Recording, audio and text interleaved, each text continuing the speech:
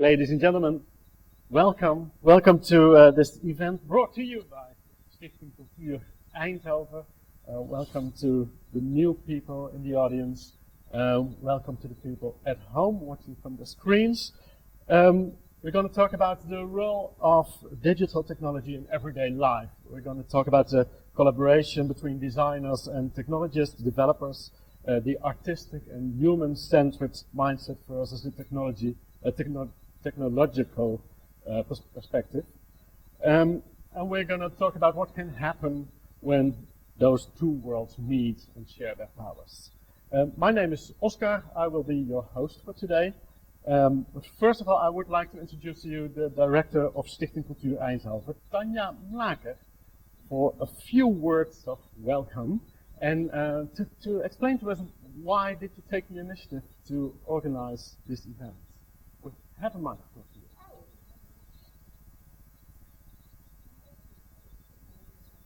So for us it was design meets other disciplines. I would say that was in short the that we went during last 2-3 years of the program Creative Industries, and design meets technology. We did that together with SEDN funds, well, this day is basically a wrap up from some very inspiring and practical examples of those collaboration. And this afternoon is here to get more inspiration from an international, well-known and experienced keynote speaker, and I would say to go further in conversation about how design and digital technology are intertwined and collaborate. And I will quote, it's not I will quote one of famous CEOs from this region, from ASML, which is the company making the chip machines. And he said, or used to say every time I meet him, probably more or less, he say, technology makes it possible and design makes it accessible. So I think we will inspire each other with those examples and stories this afternoon. We definitely will. Thank you, Tanja Mlaker. This afternoon we have a panel discussion. We will have a wrap up about Techneut, Zoekt, Ontwerper. But he was introduced already by Tanja, a very well-known and inspirational guest, Nuno Nunes. He's the full professor of Technical University of Lisbon, president and founder of the Interactive Technologies Institute. Nuno focuses on the role of human-centered design and participatory culture and sustainability. His research influenced how digital technologies can inspire digital citizens to act sustainably and connect to nature and a broader ecosystem. In this talk he will present examples of his research, and he will summarize lessons learned in developing technologies for participatory work in the intersections with art, design, and creativity. So, ladies and gentlemen, please welcome Nuno Nunes.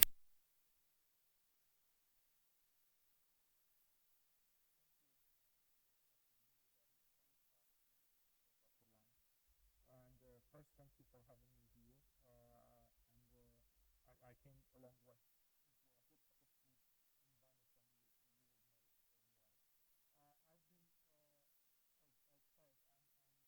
Technical, the Engineering School of the University of Lisbon. I'm also co-director of the Carnegie in Portugal program, which is a partnership with perhaps the top computer science university in the world. But I've always been, I was trained as an electrical engineer, then a computer scientist, and did all of these things that the professor needs to do. But I've always been fascinated by art and design, and when I founded my research institute, I started hiring designers because back then I knew that the computing technology was getting good enough. And when the technology becomes good enough, it's not the engineering anymore that leads the development of technology. And that we, 20 years ago, started investing in young designers, giving them opportunities. We were talking over lunch about that. And some of the iconic examples from the business world are looking at Apple, but I think that few people understand really why that happens. And so we started getting people like, we are very close to the Design Academy. I have a lot of friends, and I'm sure there are a lot of people from the Design Academy here. And we started looking at RCA and Design Academy to try and attract and recruit people. This is actually a project that explains how now it's much more important to have design speculating about what should we be doing. So the question for us, at least for me, unfortunately I don't think for many people, many technologies in the world, is no longer what can we build, but rather what should we build. And so this is a good example related to AI. We were talking about it over lunch, where James created this device that it listens to what's happening in the house and tries to, it's a speculative design project, so it actually does not work completely, but it's possible. And basically, if people are starting to argue in the family, the device starts spinning, and so it kind of anticipates that the family is going to have an argument. And so it's the type of thing that, raises and puts us thinking about what are we doing with these technologies. We are getting microphones in our houses. Why? And what are they doing? And so I've been interested in as design, and the first person I was introduced to, they said, I'm a social designer, and I was, well, perhaps I should be talking to you because you are the experts, not me. And so I've been starting to try to be more interested in the kind of larger scale problems that design can and engineering should be looking at. And so, the planet, basically. And again, why are these billionaires going to space when we don't know enough about the ocean and we are not doing enough to protect our own planet? To me, it doesn't make sense. And so, like I was saying, and briefly, this is why I came from Venice. When the von der Leyen launched the new European Bauhaus initiative, I'm starting to get old enough not to believe that these things are going to work unless the right people step down and try to make it right. So I'm trying to push for a Bauhaus of the seas, because I really think that if the Bauhaus had been invented in this century, it should be about that, because that's where our future lies. And so we, with the help of a very good friend, one of the best graphic designers in Portugal, we literally put the Bauhaus building on a ship and said, this is what you should be looking at, not just at cycling lanes and all of those cool stuff that politicians like, but are really not going to create this new aesthetics and new challenge of design for the future. So I'm very lucky that we've been able to do that in Lisbon, and now we are having Venice as the second one. And that's why I took the boat first and then a plane and a train, which is not very sustainable to do. But let me just give you a few more examples of why I think this is important and why we need to actually take into consideration always the economic aspect, because you cannot do if you don't take into consideration the economic aspect. This is a very well-known book that my students have to read. It talks about the experience economy. So we are no longer in an economy that just extracts commodities. We've been evolving. We built products, we started delivering services, and now we are studying experiences. And one of the big problems of the design methods is that, and of course, as you move along this experience economy, a coffee that costs 2 cents can be sold as an experience in Starbucks, which is not really a nice experience, especially when you come from Portugal. My wife is from Italy, where you can get really good coffee. But anyway, it was a good example. And the issue, as always, is what we call the horseless carriage problem. We don't know how to design experience. We don't know how to design for sustainability. We don't know how to design for these wicked design problems. And because we are still using the same methods that we use to create products. We are still living in the context of the factory of the beginning of the 19th century, the end of the beginning of the 20th century. And so many of our methods, including school, is organized according to the model of the Industrial Revolution. We put our kids there, and they go, from first grade to the second grade to the third grade to the fourth grade, and we are there, teaching them. Of course, there are some movements that are trying to change that, but basically we are teaching people still in the model of the Industrial Revolution, and then we are expecting them to think about the world in a different way. So when they graduate finally as engineers, as designers, as whatever, as law, they will act like that, because that's what we've been told since they were born. So, and this is why it's hard, and this is why I'm trying. When I moved to technical recently, the first thing we said is we need to create a service design course. We need to start teaching engineering students about these new models. And it's hard. It's hard because you're not just designing a product. And I love Design Academy, really great school. But you look at many of these things, they are still about the materiality, the physical properties of the objects, how you can imagine objects in a different context. And when you're designing an experience, it's a little bit different, although you can also argue that art is an experience. So think about the things that can really impact the world, like energy. We haven't done much in energy. Actually, I had one project about energy, but I said I'm going to wind over. These people know more about energy and light than anyone, so I'm not going to talk about that. But if you think about energy, we still look at energy. We sell energy in kilowatt hour. We still store energy in very strange ways. We still manage to put recently, just recently, 10 years, 15 years ago, started putting batteries in cars, which is, again, very stupid. You're trying to change mobility, and what can you do? You put a battery in a car. Yeah, it's not great, no? But anyway, it's still better than a fuel car, which, by the way, for 100 years, if you take the original Volkswagen Beetle and the last model, they consume more or less the same. So the efficiency of these engines, of these devices, has not changed for almost 80 years. And so my point here is that the problem behind this is that we don't know how to design experience. We don't know how to design for these more general, complex problems. And we are trying to apply it, and we could talk about that, to social problems, to designing politics, to designing all of these things, which are complex, but are not necessarily as complex as some of them. So I'm going to give you 2 or 3 examples of projects I've been involved. This one was about tourism. So I came from an island. I was born and raised in Madeira Island, a beautiful place. And you can have these wonderful landscapes, great weather. And what's happening in many of these places is they're becoming like this. Fortunately, Madeira is not yet there, but it will be. And, there are queues everywhere with tourists.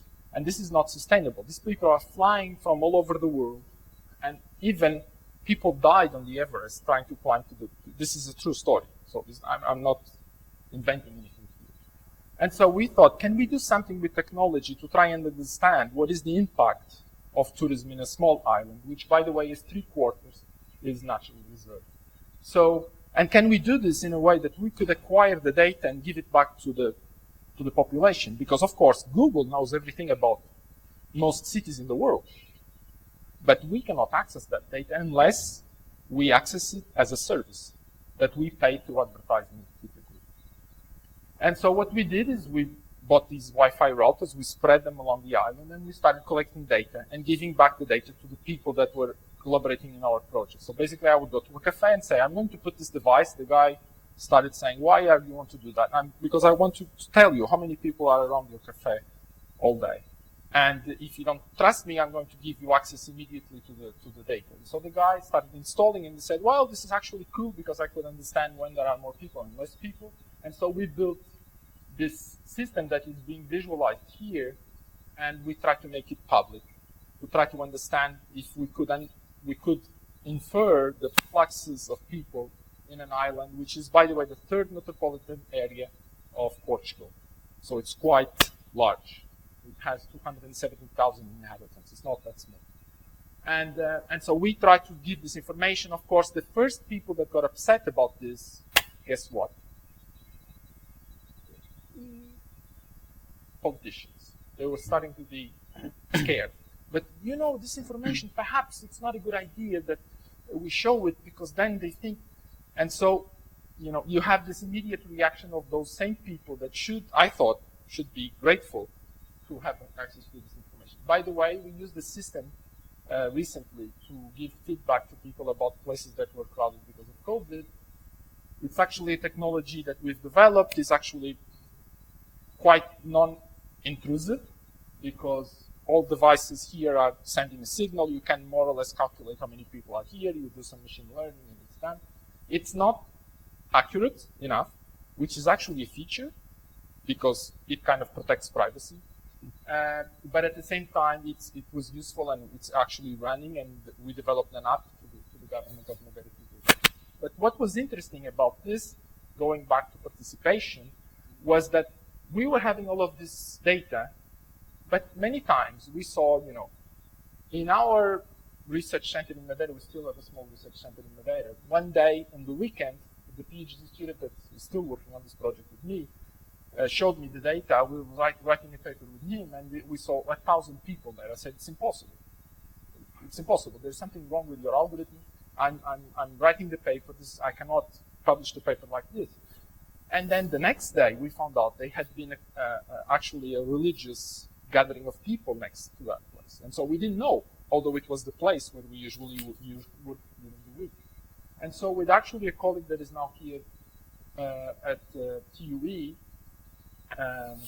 Stephen Ruben, we actually developed a device that was asking questions to these people. The device had this kind of looked like a robot, although it was not a robot, it was just a PC. And it was asking people questions. Do you think this place is busy? Do you think this place is noisy? Do you think, this is intrusive, asking you these questions and knowing all of this information? And we gathered what we call hybrid data sets, which give you information about what's going on. Second project, again, Madeira.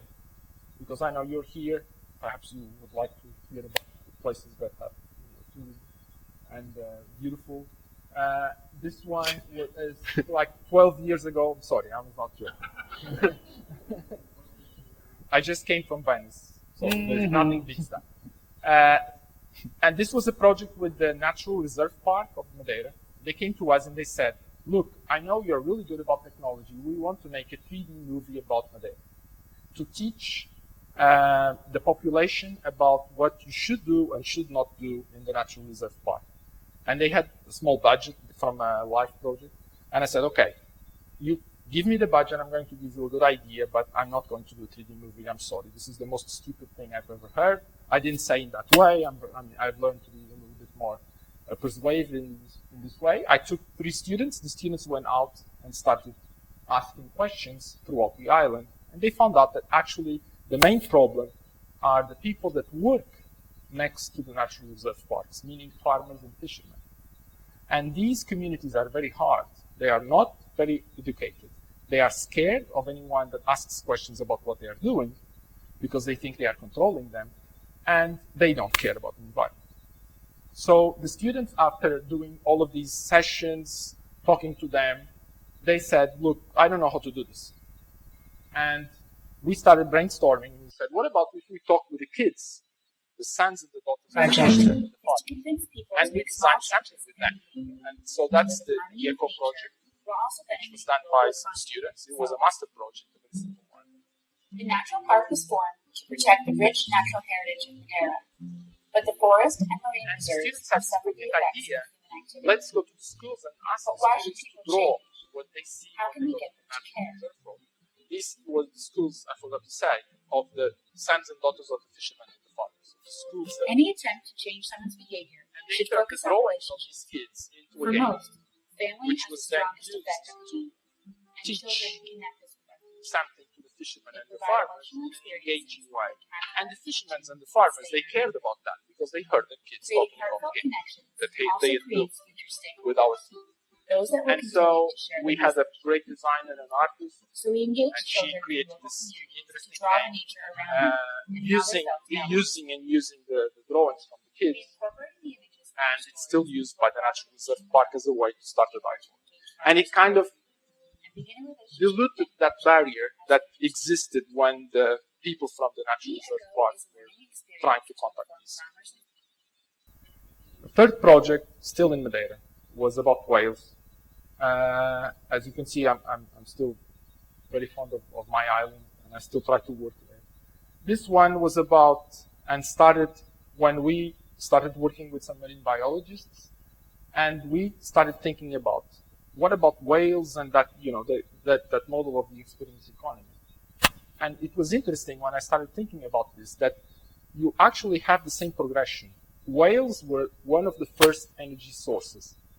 We killed whales to get oil, to fuel flight and some other things. And then, of course, we killed a lot of whales, to the point that many of them were to extinction. And then, people began being aware, or perhaps the economy found a cheaper way of getting carbon, which was actually the actual thing that stopped whaling. And whaling happened in many of these places. In Madeira and the Azores were two of the main places where whaling. Just recently we saw some dolphins being killed, and it still happens in some places. And then suddenly there was this environmental movement, and whales became also, from Moby Dick the monster that we need to kill, where we could extract energy, to a service, whale watching, and the movement of Greenpeace through free will. And so we got inspired by this, and we designed a system. And again, I'm an engineer, so we had a sensor. This sensor, another story, was developed to detect mosquitoes. So it's basically a microphone that listens to the sound of mosquitoes, and we can count mosquitoes. Another story, another time. And we said, can we use this to listen to the whales and actually augment the experience, the experience of whale watching? And so that's what we've done. And we created a small system that with the whale watching, it's actually on this buoy, because next to the boat it causes a lot of vibration. It listens with an hydrophone to the sound, and when you're whale watching, you can have an app where you listen, and you can also, the app recognizes through machine learning what species of whale or dolphin we are seeing, and people start getting interested about this thing, because many times you only see the dorsal fin. It's not really that big. And by being away from the whale, you are actually protecting the animal. Why are whales important? There was a study, so this is the app we just launched on the store. I guess if my student did a good job, you should be able to download it. Why are whales important? There was a recent study from the International Monetary Fund that says if you recover the population of whales, it can have an impact 6 times the one of the Amazon. They are great at carbon sinking. 33 tons over 70 years. When they die, they go to the bottom of the ocean. They bring all of that carbon down. And so finally, the project I said I was going to talk about, which is an ongoing project, an EU-funded project, led by the Italian Institute of Technology. The person really behind this is my colleague and partner, Valentina, that is in her name. She collaborates. She's trained as an artist, and she did a PhD in computer science, and we collaborate. And this project was about using technologies to promote social cohesion and cultural diversity in some places that are that have communities at risk of social or cultural exclusion, like I was saying. And we were starting to look at cultural heritage as an assemblage. This idea that cultural heritage for a long time has been curated by our own ways of seeing the world. So in Lisbon, a very imperial city, we had one of the biggest empires. You also had a big empire. We tend to see the world from our own eyes, and so we map the city of Lisbon according to our own interests and to our own history, which was, written by the people that were trying to celebrate many of the things. Some of them actually in 40 years, 50 years in Portugal, they were not really nice because it was a dictatorship. And so this project is about, can we give voice in what we call polyvocal digital storytelling? Can we give voice to these people and actually with them generate stories that have a different interpretation of what cultural heritage is for these people? And so we targeted 3 pilots in 3 cities, Barcelona, Paris, and Portugal, and Lisbon.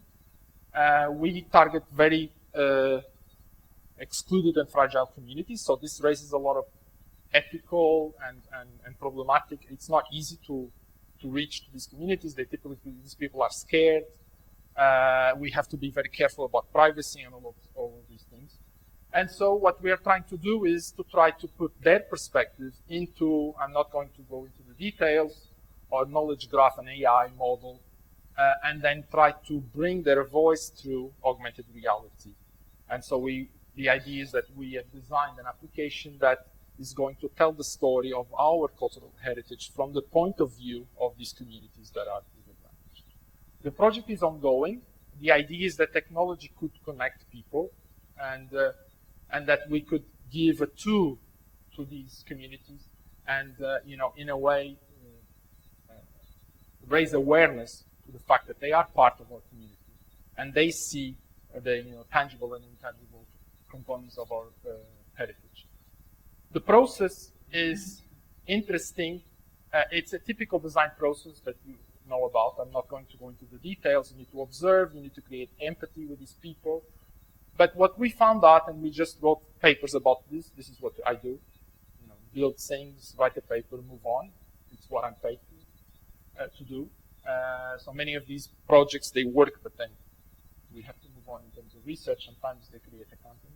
But what we found out is that these stories were actually what we call the boundary object, the object that enables these communities, technologists, and designers to work, and social partners, which were the ones that have access to this community, to collaborate, to be able to imagine the stories on top of the cultural heritage without putting technology as the boundary object, which is what we typically do.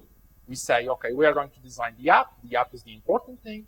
So everybody come here and tell me how I could design the app. No, we put the story as the central piece of the design process. And this story has a polyvocal structure. It means it is not a story just told by one side of the equation. This is an example of part of the preliminary work we've done to, in a way, gather these stories from these populations. I think there is sound here. 10 young adults who were first and second generation migrants in Lisbon, we developed a field study to understand how people from such communities connect with the city's heritage and how they might talk about it. The field study consisted of a 5-day photo challenge and a 4-hour co-creation workshop. The aim was to help the MEMEX team gather stories about cultural heritage from migrant participants, as well as understanding what is important when telling such a story and how these participants might relate to each other's stories. Here's what happened in the field study. Participants were asked to take 5 or 6 photos of urban sites that they could relate to their past and family history. The participants used their smartphones, and they were asked to provide a textual description for each photograph. A week later, the participants attended a 4-hour co-creation workshop and were split into 2 groups. Each participant was given an envelope with a set of someone else's photos. Participants were given 10 minutes to open this envelope and individually create a story around those photos. Participants were then asked to show their photos and share the story with the rest of the group. Each group then had 1 hour to discuss, select, and co-create 3 stories inspired by 3 sets of photographs and the stories they had heard so far. The final co-created stories were then shared with the other group. From the audio recordings of the workshop, the researchers used thematic analysis to consolidate the data gathered. From the analysis, 2 themes were identified: workshop dynamics, containing 4 codes, and memories, containing 7 codes. We learned that when this process... If you're interested, we already started publishing about this project, but basically just to tell you that the process that we've developed with these communities is very interesting. I remember one story about one particular statue. Now, statues in our cities now in Europe are becoming, a target of a lot of discussion and debate. There is one particular statue in Lisbon that is is an attention because it has a woman from Cape Verde, and she's looking up, and she has a chain in her leg, and that's a very strong statement. It happens that the communities we were working with were from Cape Verde. And when they told the story about the statue, they saw freedom. They saw an example. They didn't see what we were seeing. So this discussion about the oppression that we were, in a way, expressing through that statue is our own problem. This has nothing to do with these communities that were coming from that. For them, this was a celebration of their culture. Perhaps not for all of them, but at least this was a voice that could be heard and that was at least interesting. For me, this was one of the wow moments of the project. So we are designing the app. It actually is working. I'm not going to show the whole example, but it's starting to work, and we are integrating the AI component, and we are working with the Italian Institute of Technology to do the knowledge graph and to do all of the connection with the augmented reality. It happened that one of the partners of this project was Mapillari. I don't know if you know about Mapillari. It's a competitor of Google Street View, and they were bought by Facebook in the middle of the project, so we lost them because Facebook doesn't care about European markets. I just wanted to say that this is not my work. It's the work of a great team that Valentina has been leading. I'm kind of assisting. And it's a lot of people from design, from social sciences, from architecture, from cultural heritage. So it's a really interdisciplinary team that she's been leading and doing an amazing job. So I'm going to wrap up with a statement from a quote from Alan Kay, who won the year I graduated. He had been to Madeira for a keynote. The year he won the Turing Award, which is the Nobel of Computer Science. This man invented the personal computer. With a team of 7 people. And he spoke to a community of 200 top researchers in the world about computer science and said, you did nothing in the last 20 years, nothing. I did the personal computer, the tablet, the mobile computer. And he says this sentence, the best way to predict the future is to invent it.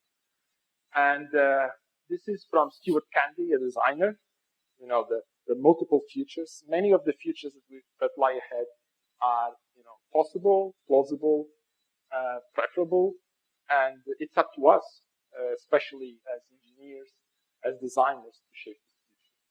And don't tell me we cannot do that. So I don't accept the fact that we are not going to be able to fix or to prevent the climate crisis. I owe this to my children. I have two children, 2 of them are married already, and I think we need to put our efforts in trying to solve this problem.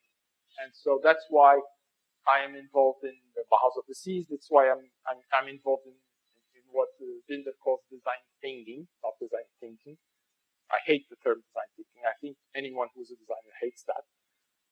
It's like engineering thinking or psychology thinking. What does it mean? It means nothing, but it sells when you're trying to write a new proposal.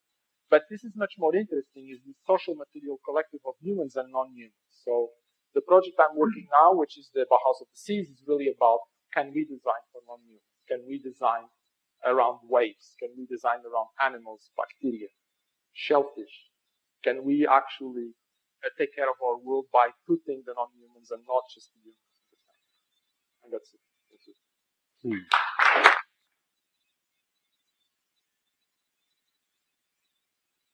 you so much, Nuno. Are there any questions from the audience? Yes, there's one.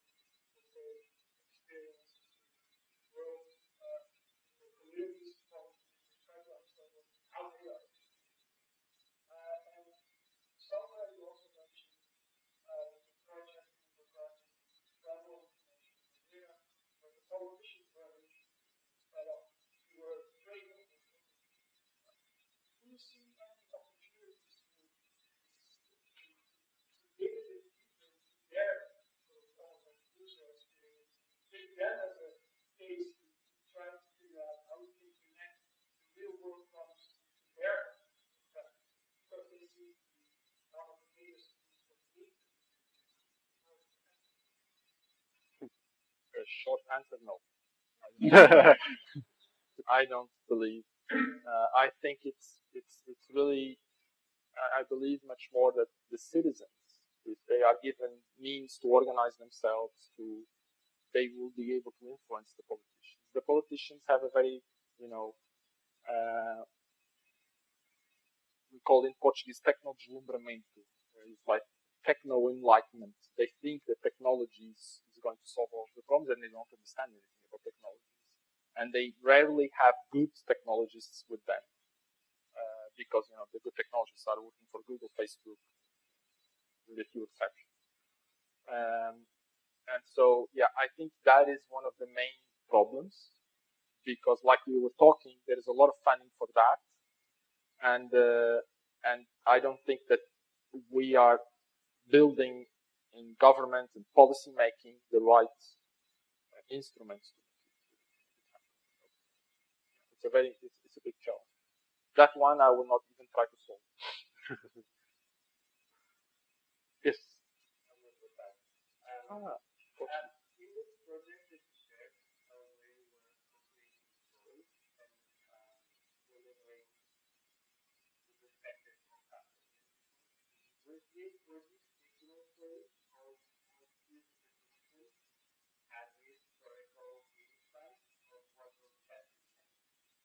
They were real stories about their life.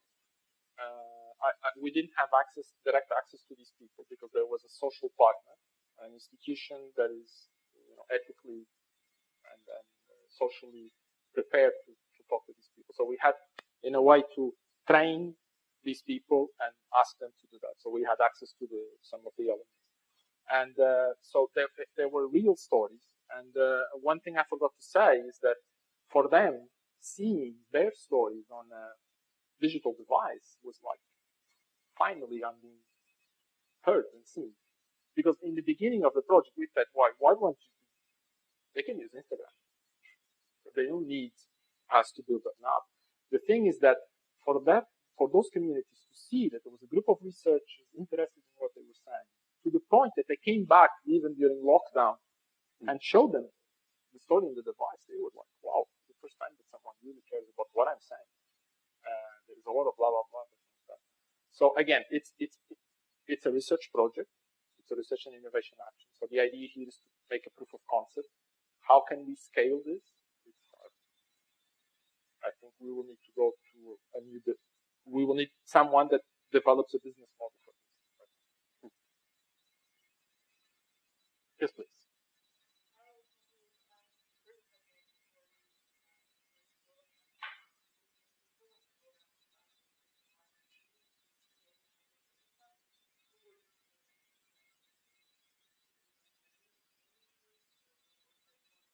Locals and tourists. We have both locals and tourists. Again, we have another paper coming out where we actually had another deployment during COVID.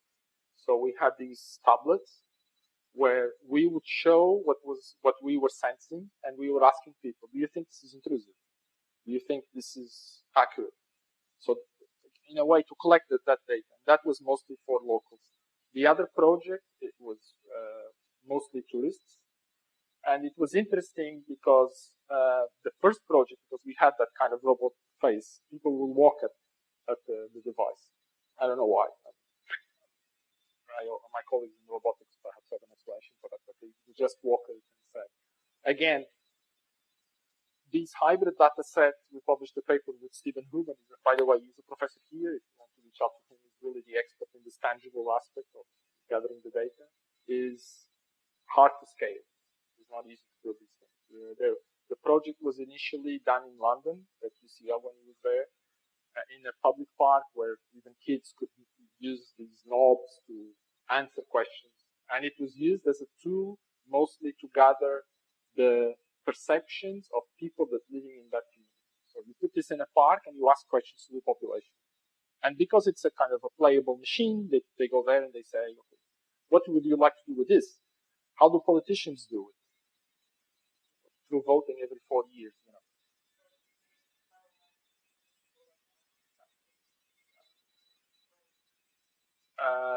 It's hard to make the data collection process scale.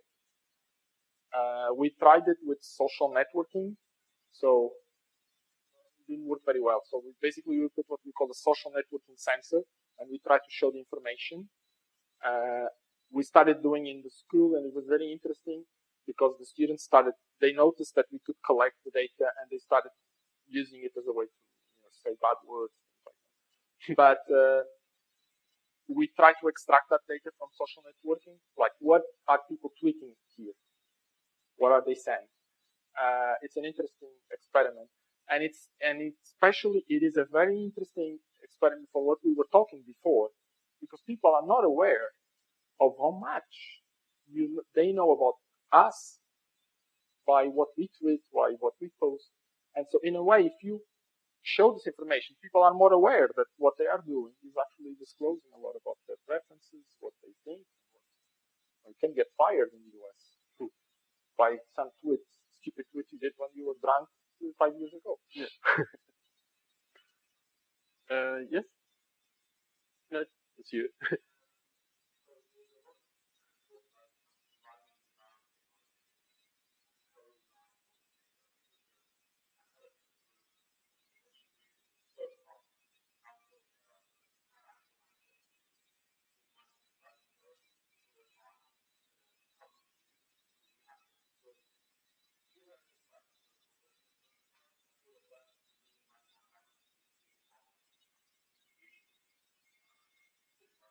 Hire them. Hire a psychologist. Hire a sociologist. Hire an anthropologist. That's the best way. Make him work inside. I mean, I don't know if you have a design practice.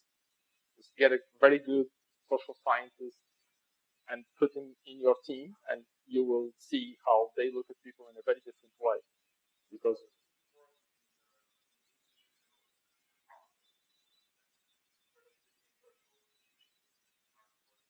okay, how can you partner with other institutions?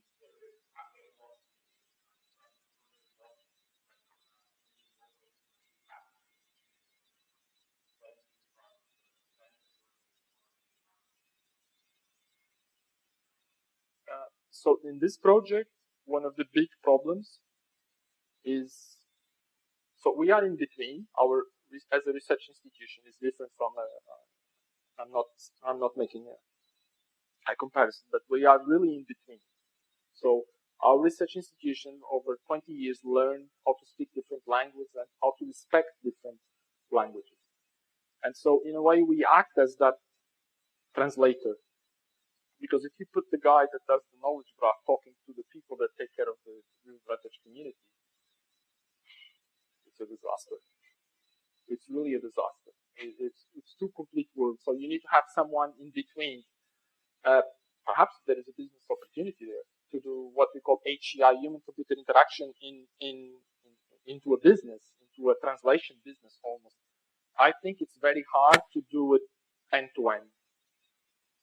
I mean, technologist is like, this guy doesn't know how to use the device. This guy is stupid. He doesn't understand AI. They're very arrogant. Designers are also very arrogant. I'm not. I'm an engineer. No, and just acknowledging that is important, and it's good because they have to be arrogant. Because you have to design. It's like an artist. He's even more arrogant. An artist needs to be completely selfish. Otherwise, how can you paint something and put it out there?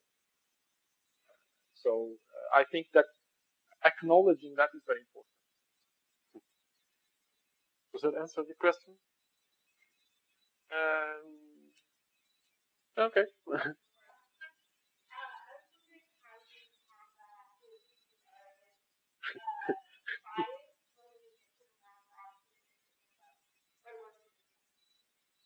How do we deal with bias?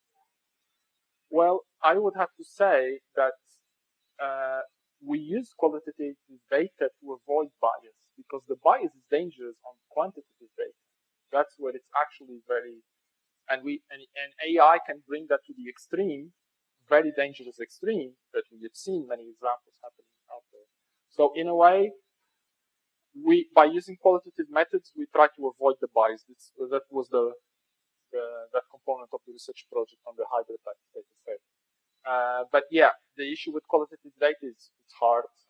It takes a long time. It needs people that know how to do that.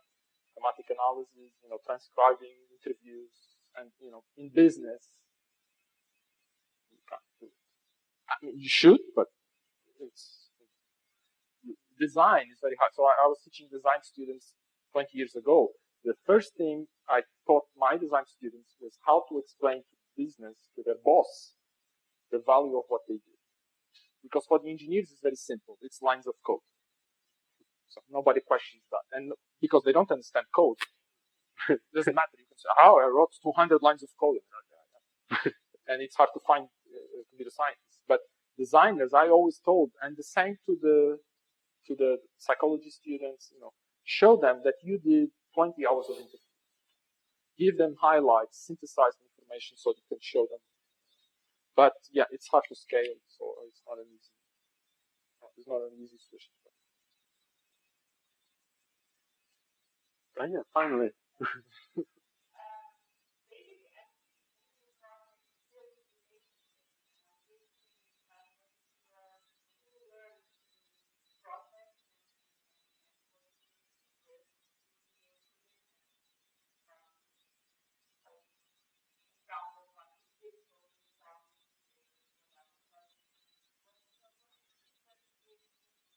Empathy, I would say.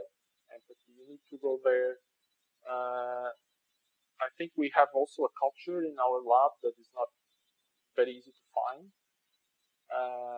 And creating the empathy is what is powerful, because if you create empathy with people that are working with, if you really care, if you show that you are interested,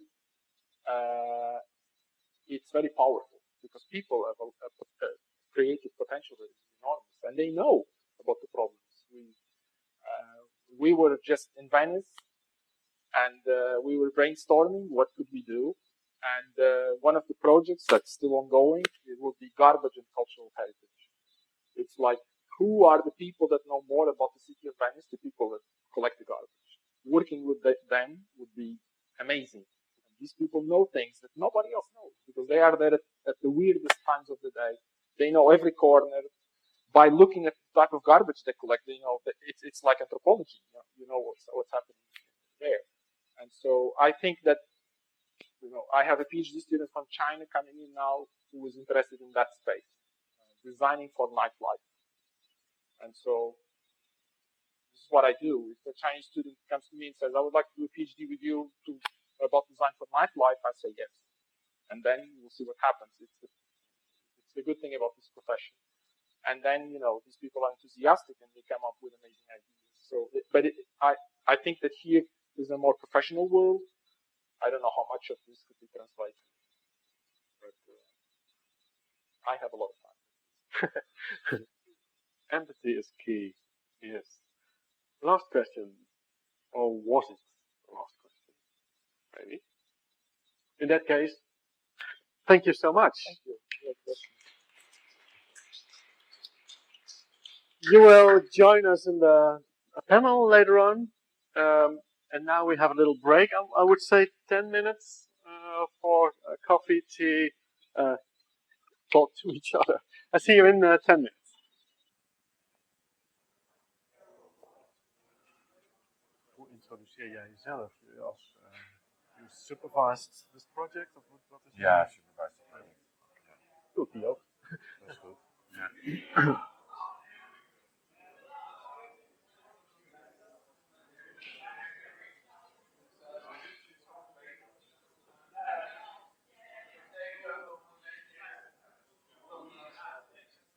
Oké. Zeg je? Weet ik niet. Ja, ik heb wel op het knopje gedrukt. Maar je hoort me nog niet, dus. Nee, anders had het systeem horen.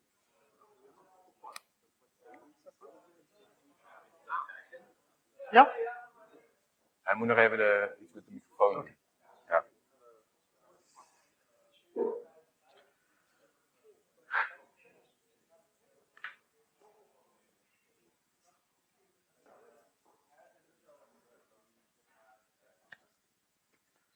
So, welcome back.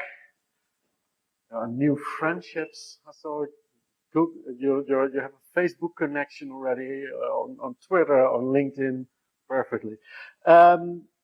We're gonna start with Rogier Klomp. He supervised the project Techneut, Zoekt, Ontwerper, a project that encourages the collaboration between technologists and designers.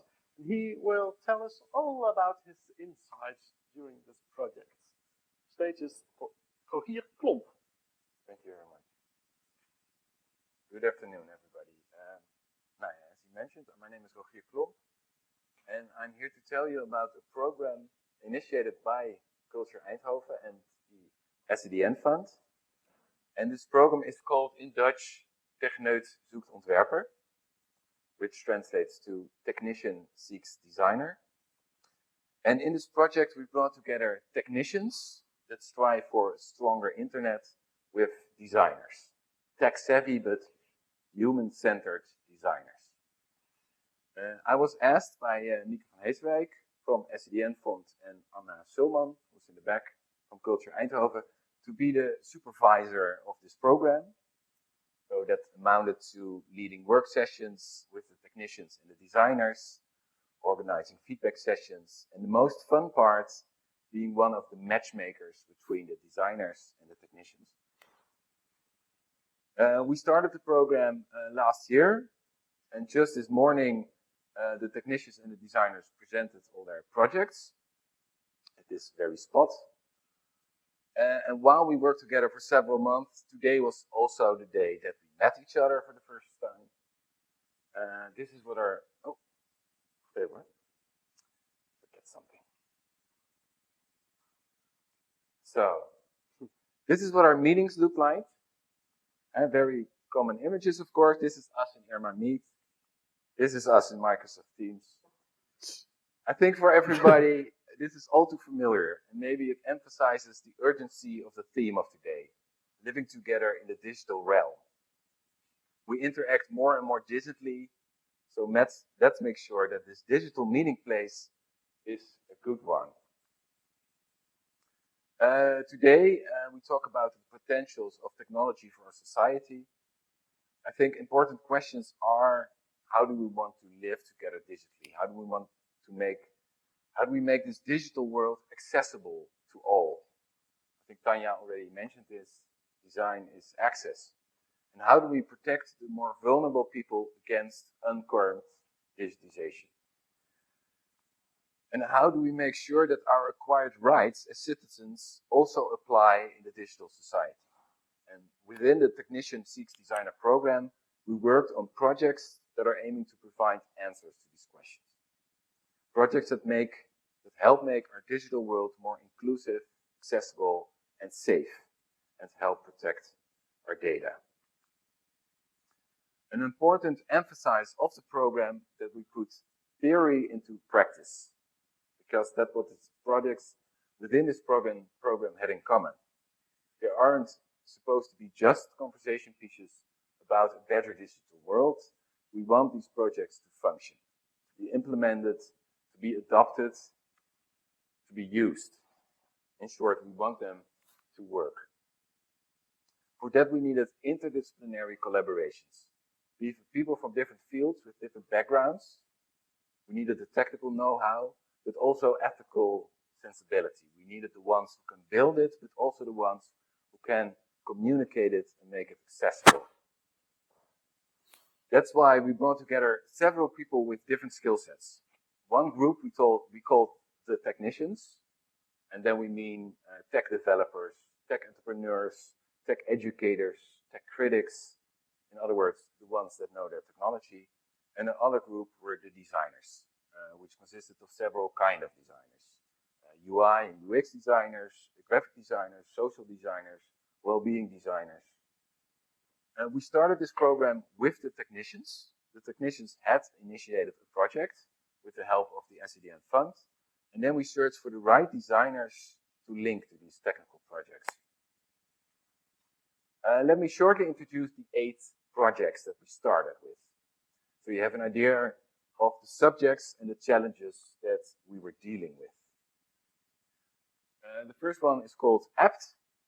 A project with the mission, in Dutch, iedereen appt. Everybody uses apps, and that should actually mean everybody. They wanted to make sure that apps will work also for instance, blind people, deaf people, people with physical limitations, etc. In short, everybody.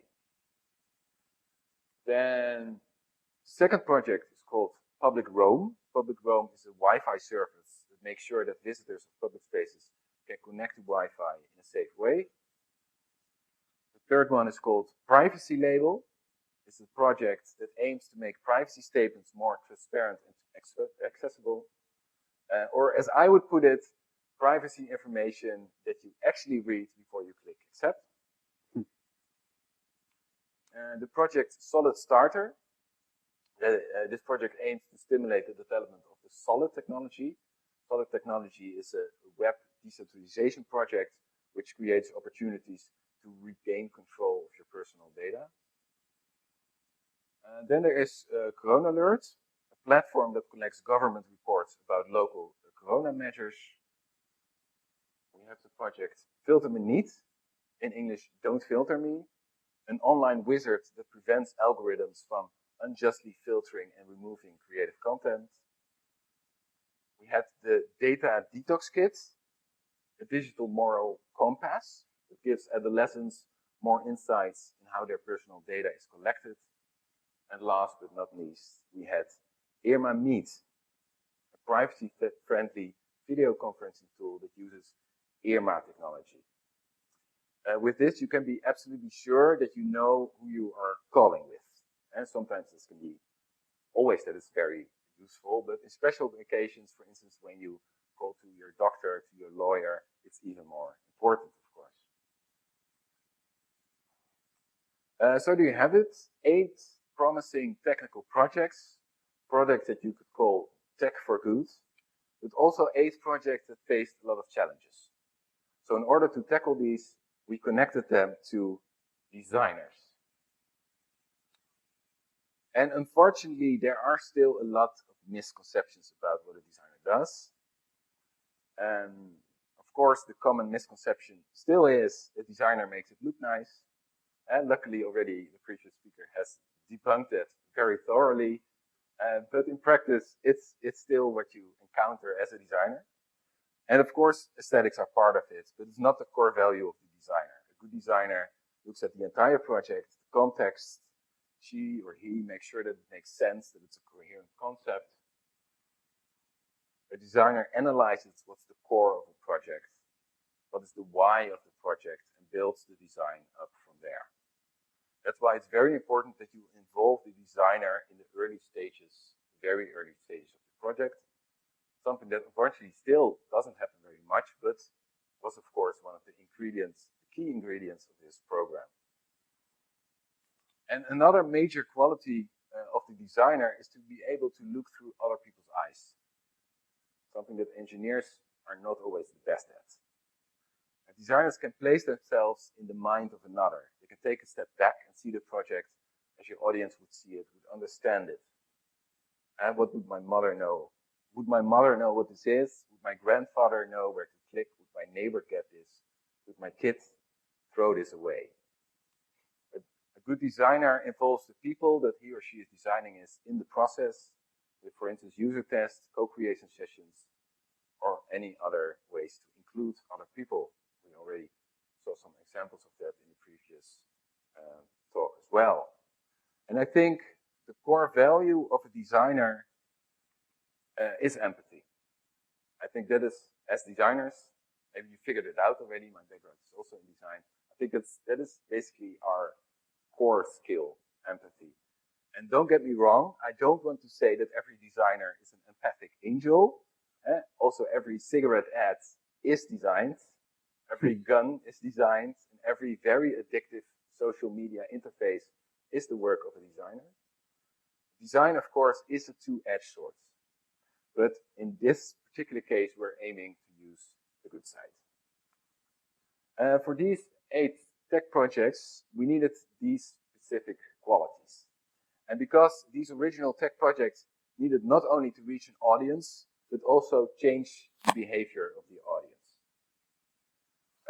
These projects face challenges like, how do you persuade people to read something that they would normally never read? How do you seduce content providers to take that extra step before they upload or before they join a video call? How do you even start to explain a system that is fundamentally new to any user, or maybe even counterintuitive to most? The technology can work fine, but in all these cases, it only counts when people actually engage with it. These projects needed to communicate, they needed a good story, sometimes the right metaphor, sometimes an intuitive interface, always the right context. They needed to become tangible for people.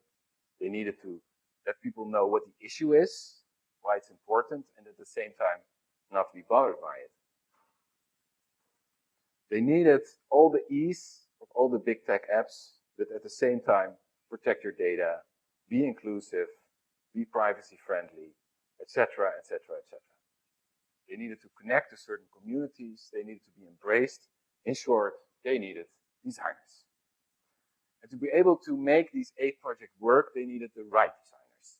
So Culture Eindhoven and the SEDN Fund set out a goal, and we let the matchmaking begin.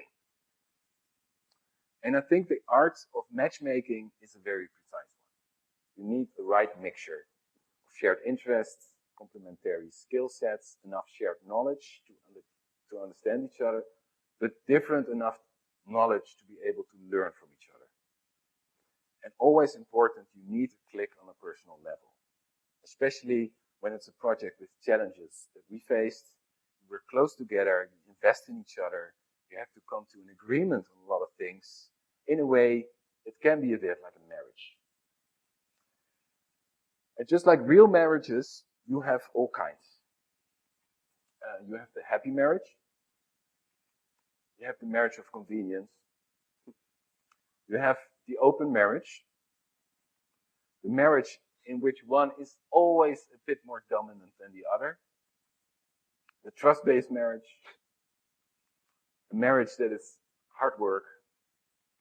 The safety marriage. The parenting marriage. The harmonious marriage. And the fighting marriage. And I won't go too much into detail here, but I can say within these 8 projects, we had some variety of all these sorts. We had love at first sight. We had a trio that didn't work out and became a duo. We had several team switches. We had collaborations between different generations, and some marriages that I'm sure will sustain after this program. I think in order to make it work, the most important thing is that you have an equal collaboration and that you invest in each other. That you get to understand what the added value is of the other discipline. Or as one participant put it, I discovered how much I actually need a designer. Not just for this project, but for every project. So let's give you an insight of the matches that we had and a sneak peek about the outcome. This project is called SEPT. The technicians from the project SEPT that you already saw earlier, this is the outcome. Paul and Jan Jaap, they were matched to a designer duo, Simon and Hedwig. Simon and Hedwig are specialized in designing for the visually impaired. One of the designer duo, Simon, is himself also blind. And their skill sets from Simon and Hedwig made them the perfect designers for SEPT. So they work together on this project with a community of visually and hearing impaired people to develop the app. Then we have the project Filter Me Niet, Don't Filter Me. Hessel van Oorschot from Open Nederland. He was matched to the designers of Your Studio, and they really shook up the project. It's now called Techneut, and it took a much broader view than the original setup wizard, by approaching it from the perspective of the target audience and crawling into the skin of the creative content maker that they wanted to reach. And they found a way to connect to this particular community. Then we have Corona alerts, something very similar happened there as well. Here we had the match between the Open State Foundation and the design studio called TAST. And here they analyzed together the core value of the project and saw much more potential for it than only using it for government corona news. They turned it into an open data design kit that is applicable to other government news as well, and is also applicable by other organizations than the Open State Foundation. Then we have technician Koen from Colix, worked together with designer Lei on Irma Meet.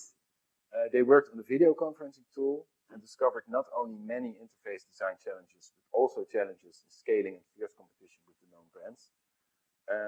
They made a lot of steps, but I suspect this collaboration will go on for quite a while. Koen and Lei are in it for the long run. Then we have the project Privacy Label with technicians Tijden and Frank and designers Marleen and Martijn. They started out with a label that works technically and legally, and with the help of many user tests, it now also works user-friendly. And then we have the project Solid Starter. That became a very harmonious collaboration between two die-hard techies, technician Joep and UI UX designer Sander from Studio Jager and Prooi. And together they pioneered in making the abstract solid technology concrete by creating a user interface kit for developers and app designers to help build the ecosystem from solid. And the technicians Ted and Paul from Public Rome were linked to Martijn and Thijs from Kickoff Lab. They had quite a challenge, because how do you design for public spaces when all the public spaces are closed due to Corona? They managed, first with simulations, till finally the spaces opened up again. And finally, tech educator Jeroen from Vers was matched to the social designer duo Yus and Manon. A successful collaboration based on trust. And social designers Yus and Manon were the idea machines. Jeroen likes to be surprised and use his connections to make it happen. And the data detox kit developed into an interactive installation. It's called the Waardenzegger, which is impossible to translate. I could say the truth sayer, the value sayer. It's impossible to translate, but it's a great and unexpected outcome. It's a cabin. It's meant to travel through libraries. Adolescents can go in and they put their phone in, and then they have certain ethical questions that they can answer. It's now exhibited in Leeuwarden, will be exhibited in Amsterdam soon. Something to look forward to. 8 marriages, each with its own dynamic and strength, very different outcomes. Sometimes an outcome that was more close to the starting point, but in many cases it became something different.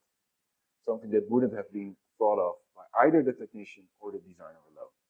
Something stronger that derived from the interdisciplinary collaboration. Collaboration within the teams, but also between the teams. Because we organized several feedback sessions in which all the teams could reflect on each other's ideas. We also organized co-creation sessions in which teams could contribute to each other's projects. And here we had the dynamic of the entire group to our advantage. A great pool of knowledge with all kinds of different perspectives, skills, and experiences. For instance, we had social designers Yus and Manon, who always challenged us to be our own devil's advocate. But then we also had Creative Commons specialist Hassel, who always pointed to the rights and permissions. We had Koen, who gave us the perspective from the hacker perspective. Tijden gave us the tech creative perspective. Designer Lai, who's sitting right over there, he was the king of the co-creation Miro boards. Legal experts Koen and Frank shared their legal know-how. And together the group had expertise in learning innovation, e-democracy, well-being design, and as you can see, much more.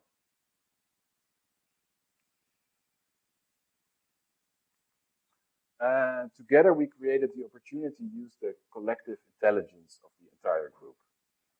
And this interdisciplinary collaboration, this co-creations and collective intelligence, I think that's a very important tool within the theme that we talk about today. As Marleen Sticker puts it in her book, The Internet is broken, but we can fix it. She says, technology is an expression of our culture and social values, and it's too important to be left to the engineers. It must be an interdisciplinary process in which everybody can take part. Creation for a community and creation by a community is key in this case. Musician Brian Eno, he looks at it from an artist's point of view, and he coins the term scenius. Let's take a look at this short video. Great new ideas are usually articulated by individuals. They're nearly always generated by communities. And I think what I see as the waste is the waste that we make of that possibility of cooperative intelligence. Being an artist, you hear a lot of talk about genius, which is the process of singling out certain people in art history and saying those were the important ones, Picasso, Rembrandt, Shostakovich, whatever. Whenever you look at any of those artists, you find that they lived and drew from a very, very active, flourishing cultural scene. And they were only one of the elements in that scene. All these people who are called genius actually sat in the middle of something that I call scenius, S-C-E-N-I-U-S. So just as genius is the creative intelligence of an individual, scenius is the creative intelligence of a community. Genius, I think it's a beautiful term. Maybe the 20th century was the century of the geniuses, and now we have the opportunity to create a century of the geniuses.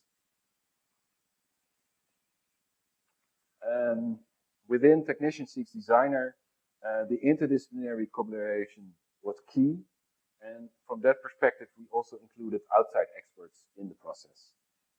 We had, for instance, a special session about community building with Esther Krabbedam from Bits of Freedom, and she took a close look at the relevant community for each project. We also had a special session about accessibility and inclusion with entrepreneur Jelly Tiemersma and one of our own participants, designer Simon Bocher from the app team. And having a visually impaired designer in our midst made us all think better and harder about how inclusive the projects were. It was a great test for all the apps that were built, all the technology that were built. And Simon emphasized, and he said it very beautifully, I think, that accessibility is mostly seen as a favor, while it should be a right. It certainly made sure that I learned more about accessibility and how to find ways that also a work session that I organize is inclusive for somebody who is, in this example, blind. Something that I still have a lot to learn. Also, this morning was not very accessible for Simon, so we stay learning in that case. It wasn't always an easy program. The whole COVID situation, of course, asked a lot from us. During the months, regulations changed. Suddenly, we were at home, having kids at home, and doing all these sessions in video calls was quite a challenge and took quite some energy from all of us. Normally, these kind of sessions are always live, and you have the live energy of people. So to start with it digitally and to do the whole project digitally was quite a challenge. Video calls can be so draining. I hope someday there will be one technician and one designer who will solve that problem. But I was very happy to be surrounded with so much know-how, to be part of projects that actually want to make our digital world a safer, more inclusive, and accessible place. I have great admiration for the participants. They help to remind me every time that I'm lazy and I blindly click the accept all button again. Every time in a rush, I share a Google Doc with my students instead of a private friendly alternative, because it's also quick and easy. Every time that reminds me that it's also my responsibility as a user, as a citizen, to take that little extra effort to make sure that I add to a digital realm that I actually want to live in. These technicians and designers don't just take that extra effort, they create the alternatives. So I hope that all these projects will flourish, that they will be adopted and used. And of course, there's also an opportunity here for municipalities like Eindhoven to use applications like the ones developed in this program, and also universities, colleges, and other public institutions can be a great example in using the software that makes the difference. Well, so far my report, I went very quickly through all the projects because I didn't have time to explain them all, but makers of the project, some of them are still here. So you can contact them if you want to know more about the projects. Also Hessel van Oorschot from the project Techneut. He will participate in the panel discussion, so you will see him in a little bit. And that was it for me. Thank you for your attention. Thank you very much, Rogier, for your report. Well, we will talk a little further about all you've mentioned. We will talk further about everything that's mentioned before earlier this day. So thank you so much. Please take a seat, and I will invite to the stage again Nuno Nunes. And I would like to invite for our discussion panel Bernard Lenge, Frederike Manders, and Hessel van Oorschot.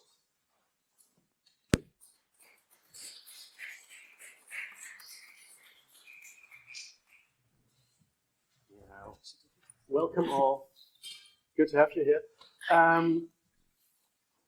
We will introduce ourselves, but first of all, I invite you all to feel free to take part in the discussion in a way that ask your questions to each other. It's not a press conference or something, so let's have a conversation here on stage. But that invitation also is an invitation to you. So if you want to share your thoughts, ask questions, feel free.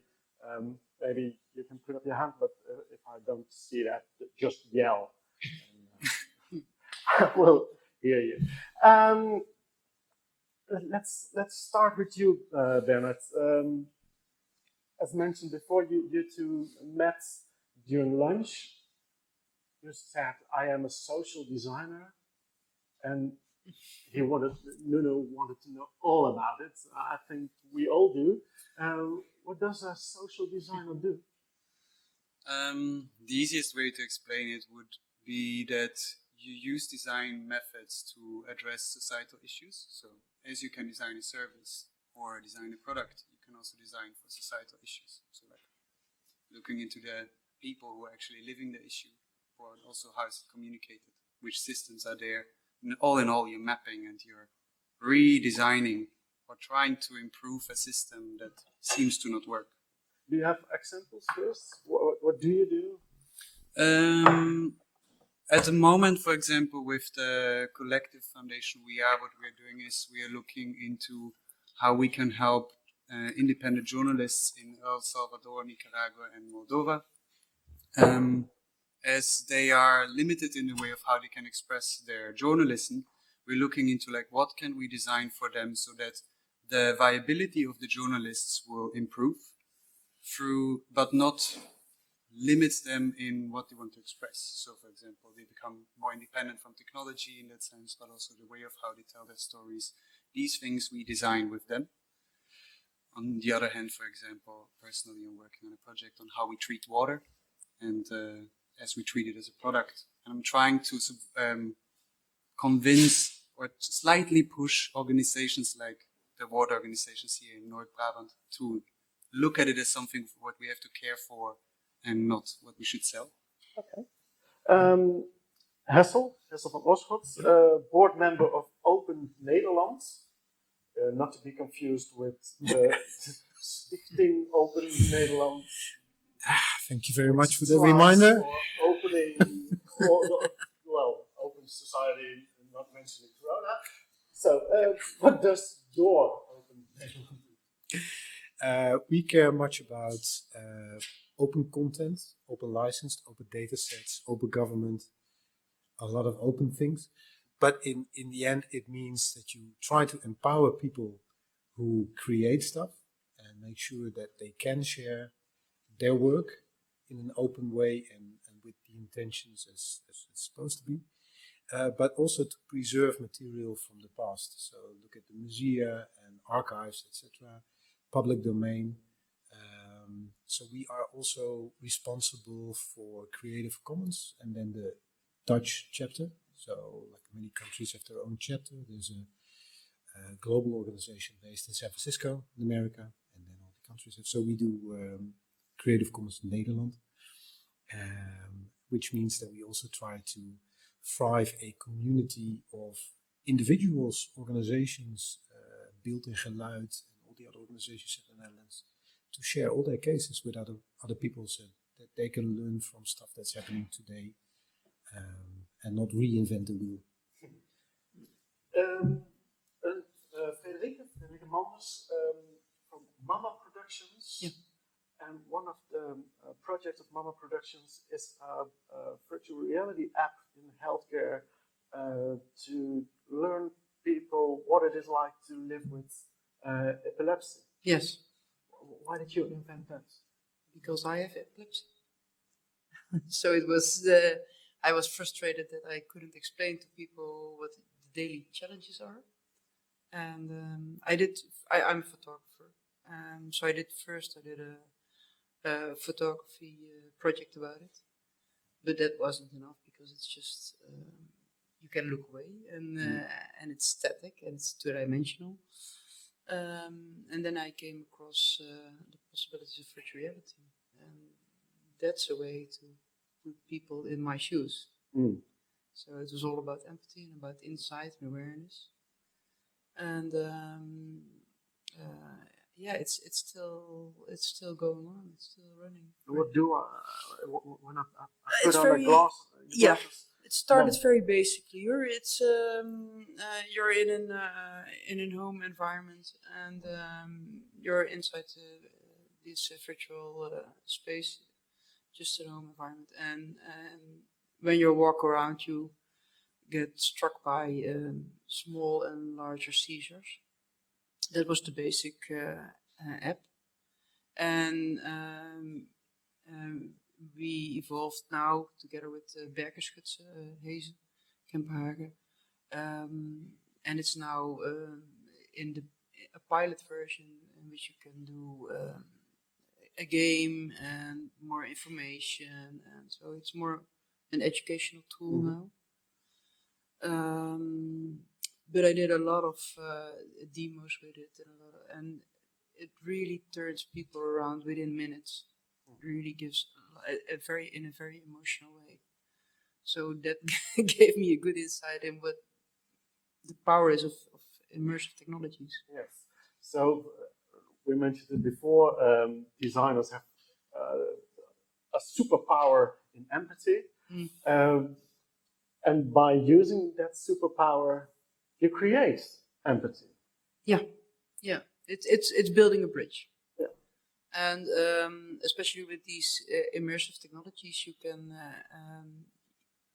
It's the next level of superpower if you use it in the right way. Yes, and if you use it in the right way, because if empathy is a core skill, does that come with a certain responsibility?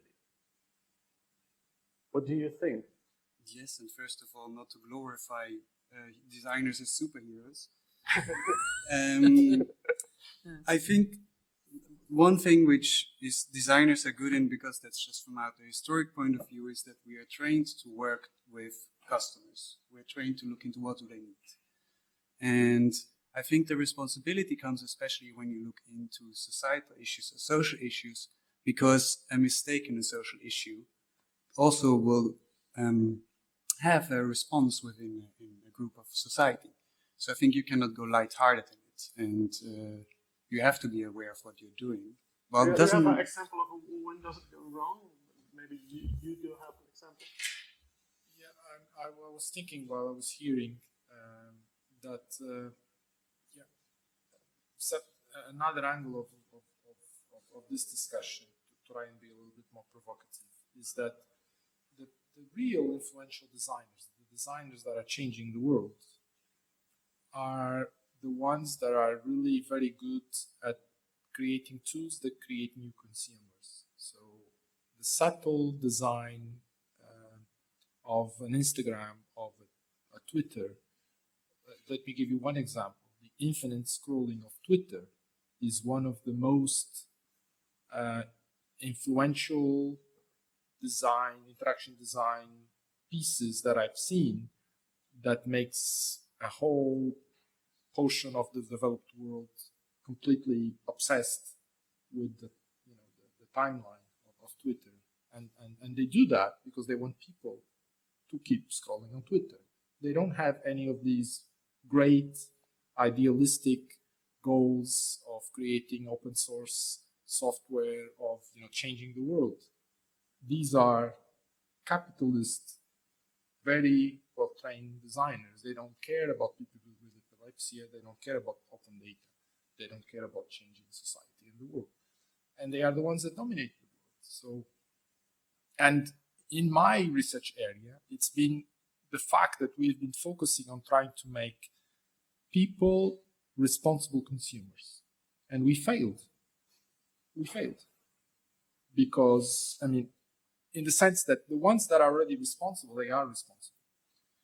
And that was part of my research when I worked on energy. I was trying to make people be more energy efficient.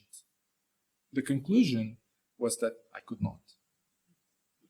And I had a PhD student that went there to interview people. We installed all of this technology. We gave feedback about how much the houses were consuming. The only reason why they would look at the system was because they were feeling sorry for the PhD students because they were not doing it. So it's very hard to compete with the Instagram, with the Twitter, with the Google, with the Facebook, because they are very skilled at making that into a business. Well, why can't we use their techniques to do good?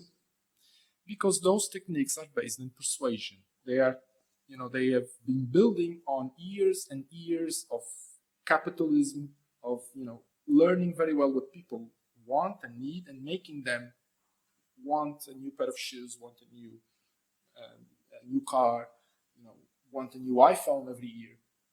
And it keeps going. And this is going to destroy us all. And so I'm very glad that we have people here that want to change the world for what I think is the right. Yeah, but you are hopeless. Okay. Not in person. No, but I think what you're just saying is there's an in-between solution, because you can use the best paid designers by the biggest companies in your advantage.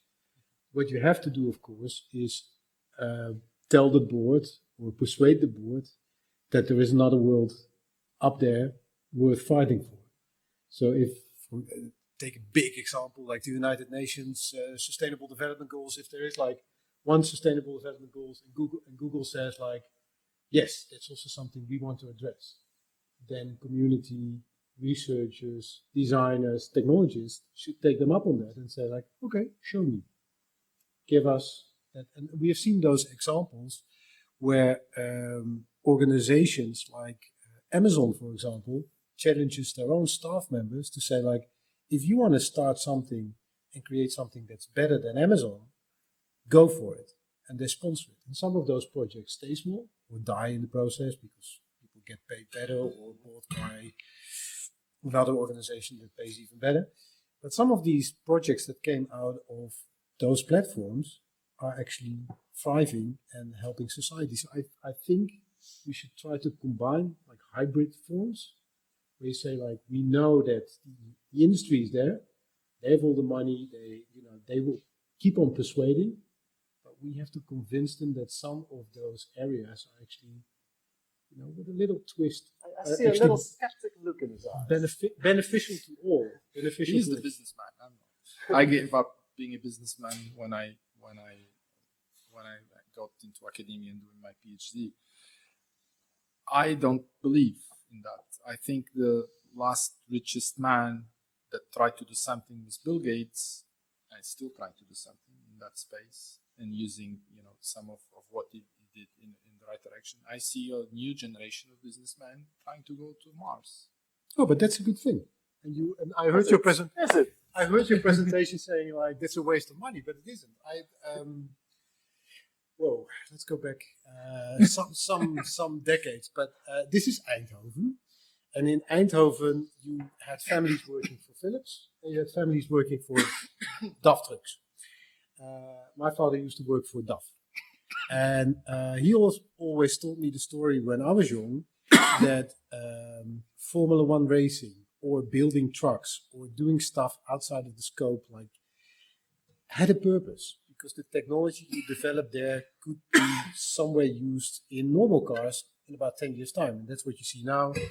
There's even a great story now at the moment where Red Bull Racing, Formula One, is helping Heineken with a new process for refrigerators, which will save energy in your refrigerator. Which sounds silly and it sounds like a marketing stunt. But let's wait. Let's see if that actually happens. So I think that if you take people to Mars, if you have that discussion about why do we take people to Mars? Well, maybe it's because we need another planet because we are destroying this one. Or maybe we just want to see how people cope with whole new. So you will learn from this journey. And if that journey costs like $1 gazillion and somebody is as rich to actually pay for it, go for it. But there will be lessons learned from that you and I, in a couple of years' time, will use in our homes or will use in our way of capturing energy in batteries in our cars or whatever. That will actually benefit us. So some of that stuff where you think like it's a hobby for the richest will actually turn into really cool stuff that will help. Yeah, we did learn from Formula One because they opened up at Zandvoort for all those people, and now we can be with each other as well. That's a very small, specific. You're optimistic. You're a little skeptic. Are you? I'm skeptic as well. Oh, I'm very skeptic. I love technology and I love immersive technology, and at the same time I know that just the fact that when you have to launch an app, thank you. Building friendship. Yeah. No, just the fact that when you launch an app, there are only 2 stores that you can go to, and they prescribe the law for how to launch this app. That's very small. That's very slim. Their guidelines. No, you can't. You really can't. And it's really a stretch to launch an app. And it also means that the guidelines they have, regardless our own laws here in the Netherlands or in Europe, they are sort of above it. And that's a scary thing. And that's just one small example of how big the influences are of the tech giants. Yeah, that's the industry. Yeah. We also have moral dilemmas that come with AI. You did a project about it, moral lab. What was it again? The Moral Lab was a spatial research tool on where we should implement artificial intelligence, because I think that's also something which I will later mention towards you said. And the Moral Lab, basically what we made is it's 3 houses where you walk inside. You can actually have a dialogue with an artificial intelligence, at least a character we created called MAIN, so the Moral Artificial Intelligence Network. So you go inside, you have 5 ethical dilemmas which are already implemented in artificial intelligence, or algorithms, I would have to say, at the moment, such as at what point should a chatbot advise about medical services. And we did this project together with Bart Werner, a researcher at Fontys University, and Cornelia Dimitrova from the foundation. And what we wanted to see is of like where should we actually implement artificial intelligence in the future, or what does the society want? Because we can use facial recognition, but we don't have to.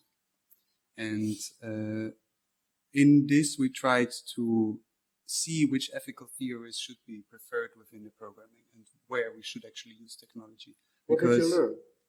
I still don't know. The paper is still being written and it will be published soon. Like, that's the wonderful thing to work with researchers, because they will then, of course, analyze the data, and then afterwards you can read about what has been learned from this. But I think the point of it is that, and also something which you mentioned in your presentation, was that we can create a lot, but we don't have to. We can implement a lot, but we don't have to. We don't have to go to Mars, but it seems as if it is a development in society. So I think we have to look into like, what do we really need and what does society really need, and where can we use technology to make lives better instead of trying to find the limit of technology. And I think there is something which, if we go in the depth in here, we will see the new implementations of technology rather than just pushing it for pushing's sake. How do we make the right choices? Yeah, that was my point. I agree with what he was saying. It's true, and it's been studied for a long time, that investing in hard problems generates a lot of spillovers, and we have a lot of technology these days that was a result of spatial exploration or many other things. So I agree. You're right. But I see that as a consequence of putting a lot of money in a hard problem. And my question is, what is the hard problem that we should all be putting money on? Because if you put the same amount of money in trying to save the planet, you might also generate other technologies that are going to be used for other things. Let me give you one example. Apple is funding a group at Carnegie Mellon on accessibility. So developing technology, we saw an example in the previous presentation. Because they know that it's hard to design interfaces for people with disabilities. And by doing that and putting resources there, they will find out solutions that are going to be pushing their technology forward. So basically, it has to be a hard problem in order, and a lot of money to generate a lot of good stuff that can be used in other things. And so I think we agree that it's good to put money on hard problems because this will generate spillover effects in society for a better future. I don't think we agree what is the hard problem we should be putting money on. And because I don't have money, I can't make a decision. So to me, the question is, I think there is not much time. We don't have the time. The emergency is too big to be still talking about this. No. But I think also that what Apple is doing is accessing a new market. Yeah. Don't you think so? Yeah. And I think the urgency is just, it has to shift towards, where does your urgency lie? Is it the urgency of generating more money, or is it the urgency of like being able to have a company within 60 years?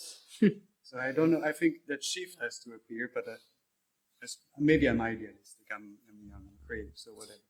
But I think that shift away from money. Fooled by clever advertisements from Apple saying that they are doing this to help the world, and in fact they are also generating a lot of electronic garbage and all of these things that are not good, and giving jobs to people underpaid in China, and all of these problems that we all know exist.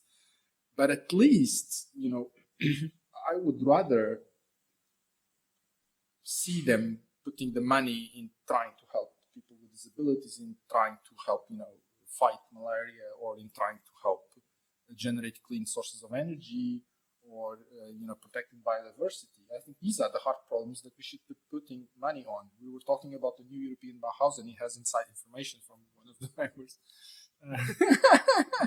No. Everybody knows it's like this big thing. Let's change. Let's create a new aesthetics that is going to save and make Europe, in the forefront of sustainability. Create new living spaces. You need technology to do that also, and that's why I'm involved in the project. Yeah, 5 million euros. What are you going to do with 5 million? I think the what I hear here from 5 people is that there was a major shift, like I think 10, 15 years ago, within the technology group.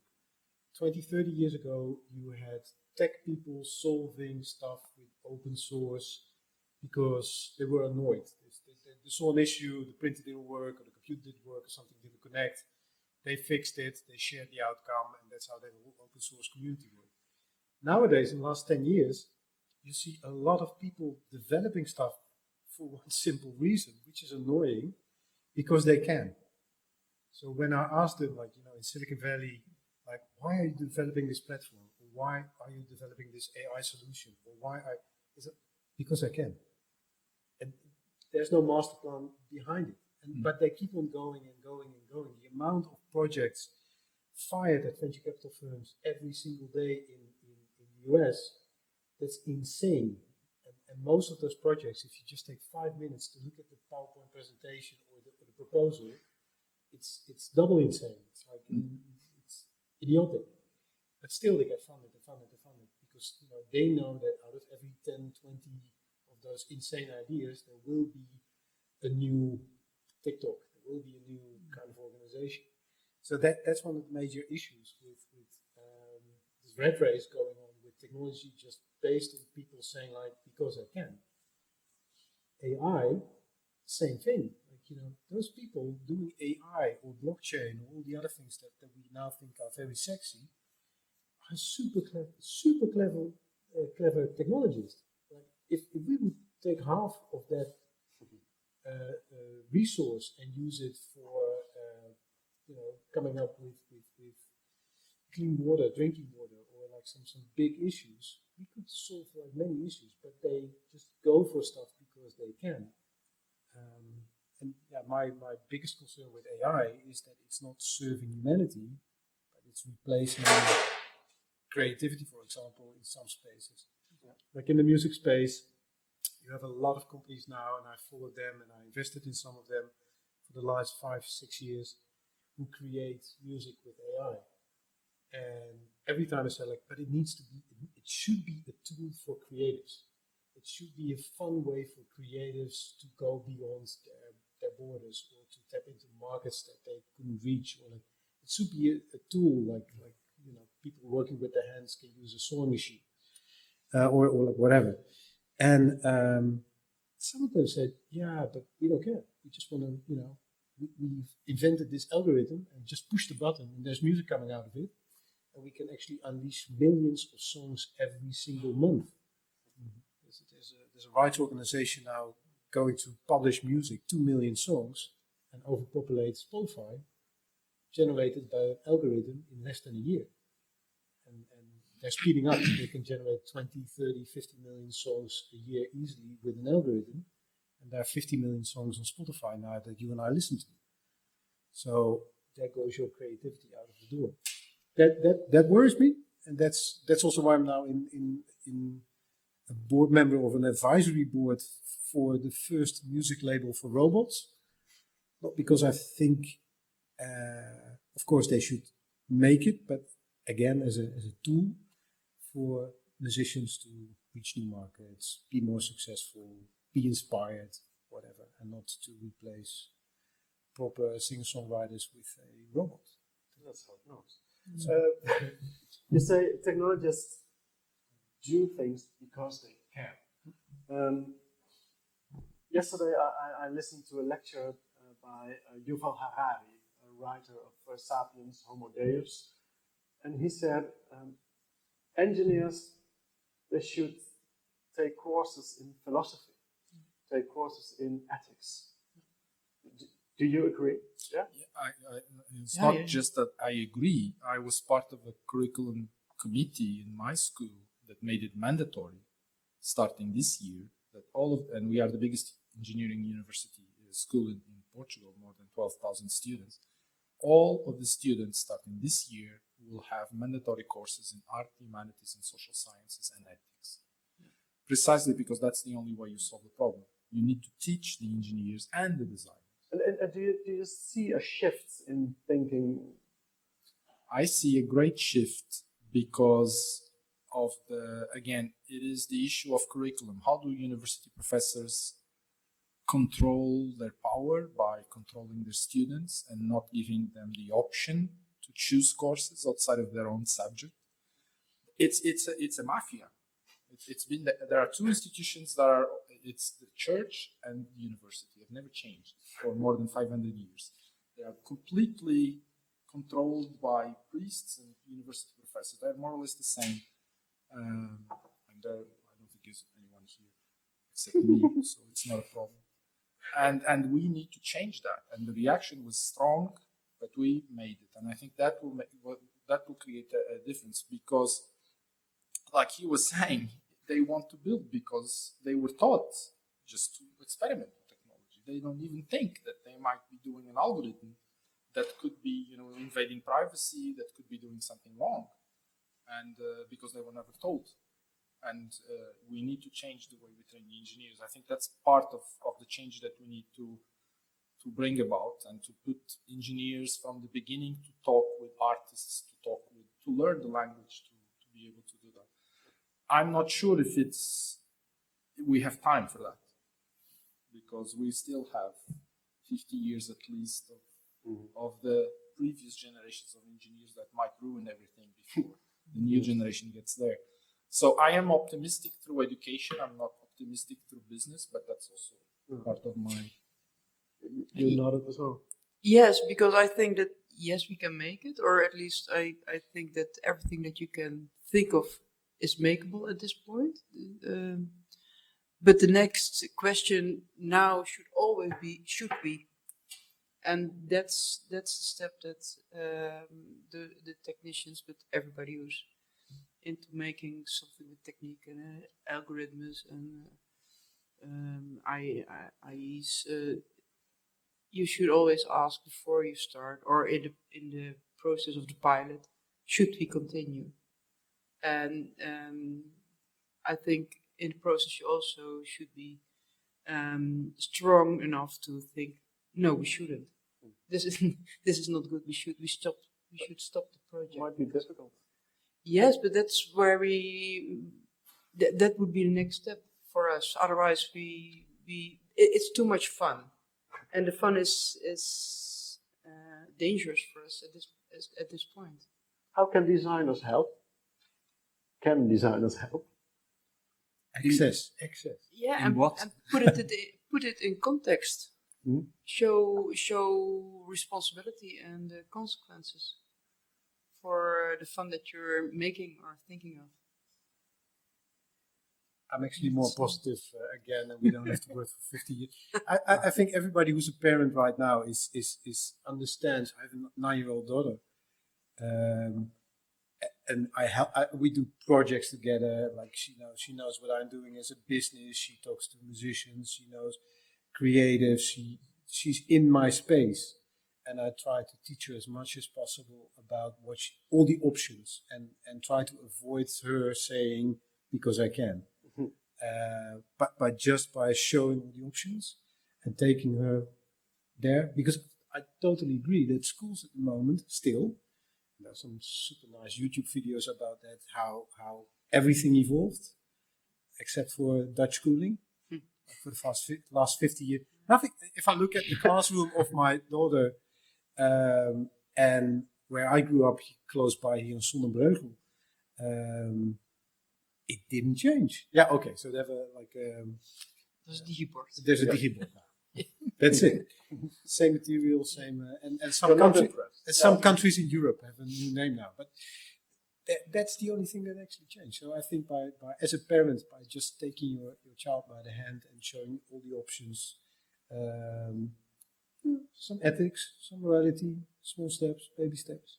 Yeah, I think an interesting thing within the design as well, which changed this, and that's what I think you see also in the projects which are outside or coming from, for example, the design academies, that the approach, which was first of like, what technology do we have and how do we make it accessible, how SML director also so nicely said, it shifts because it is now like, what can be designed and how can we make it reality? And I think these are the projects which are really becoming interesting, because then you look at the possibilities within society, and then see how technology can actually be implemented towards that goal. And I think that's a nice shift also what you see in design education, of like that the context becomes way more important than back then when I studied industrial design. It was how to make it sellable and how to make it in the production, and it was great to have mechanical engineering and industrial design together because you knew the process of making it and the selling. So I think that shift is really nice, and I think I agree. It's maybe going to be too late, but I think, I'm very pessimistic about it. But I think that the shift makes hope if you look at the projects coming out of the graduation schools. I'm thinking of a shift in political slogans like, yes, we can, but should we? Yeah. Are there any questions from the audience right now? Something you wish to discuss? Please feel free, yes? In the back.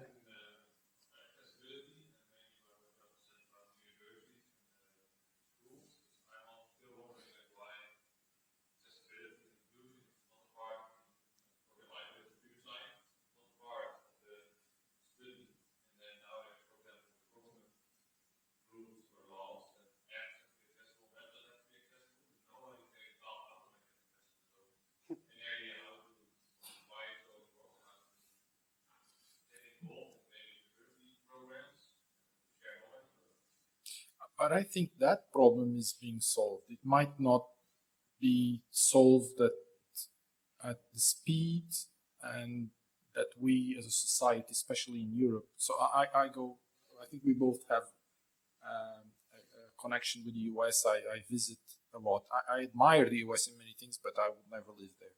is too much for me.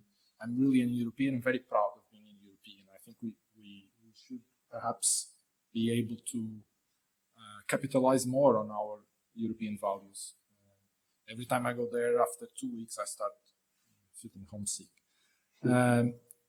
But yeah, I think that accessibility is an important problem. Inclusion is also another one. And it's a problem that I see as possible to solve in a relatively short period of time. Said that, we always know it's never going to be 100%. The issue of climate change, I think, is really complicated, and I really want. I'm a very optimistic person. I'm just trying to create some confrontation here. I really like to, I really like to see people like him. I know some people like him that invest or create. I know Louis van Haan, who did Duolingo, for instance. Yeah, one of the brilliant minds that I know coming from Carnegie Mellon created Duolingo. Duolingo is an amazing thing. It's a tool that makes people learn different languages.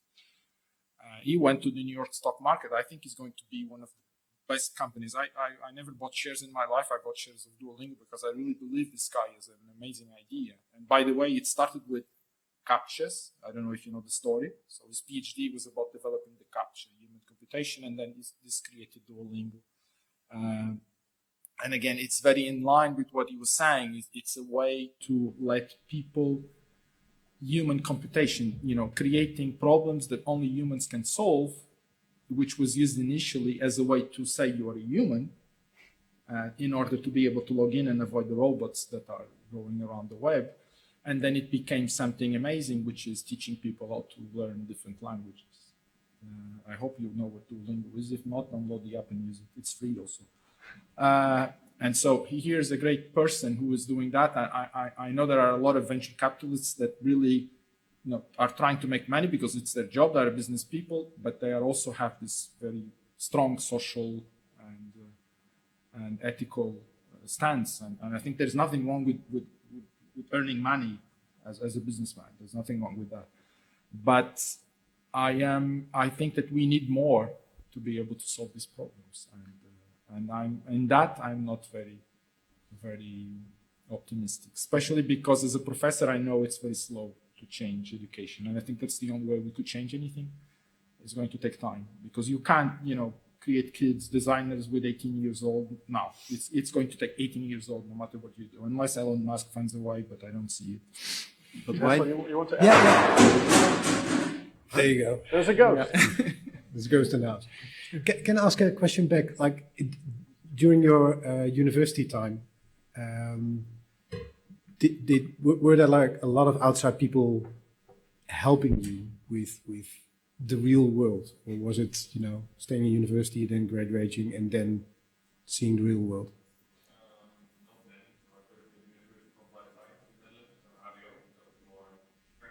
Yeah.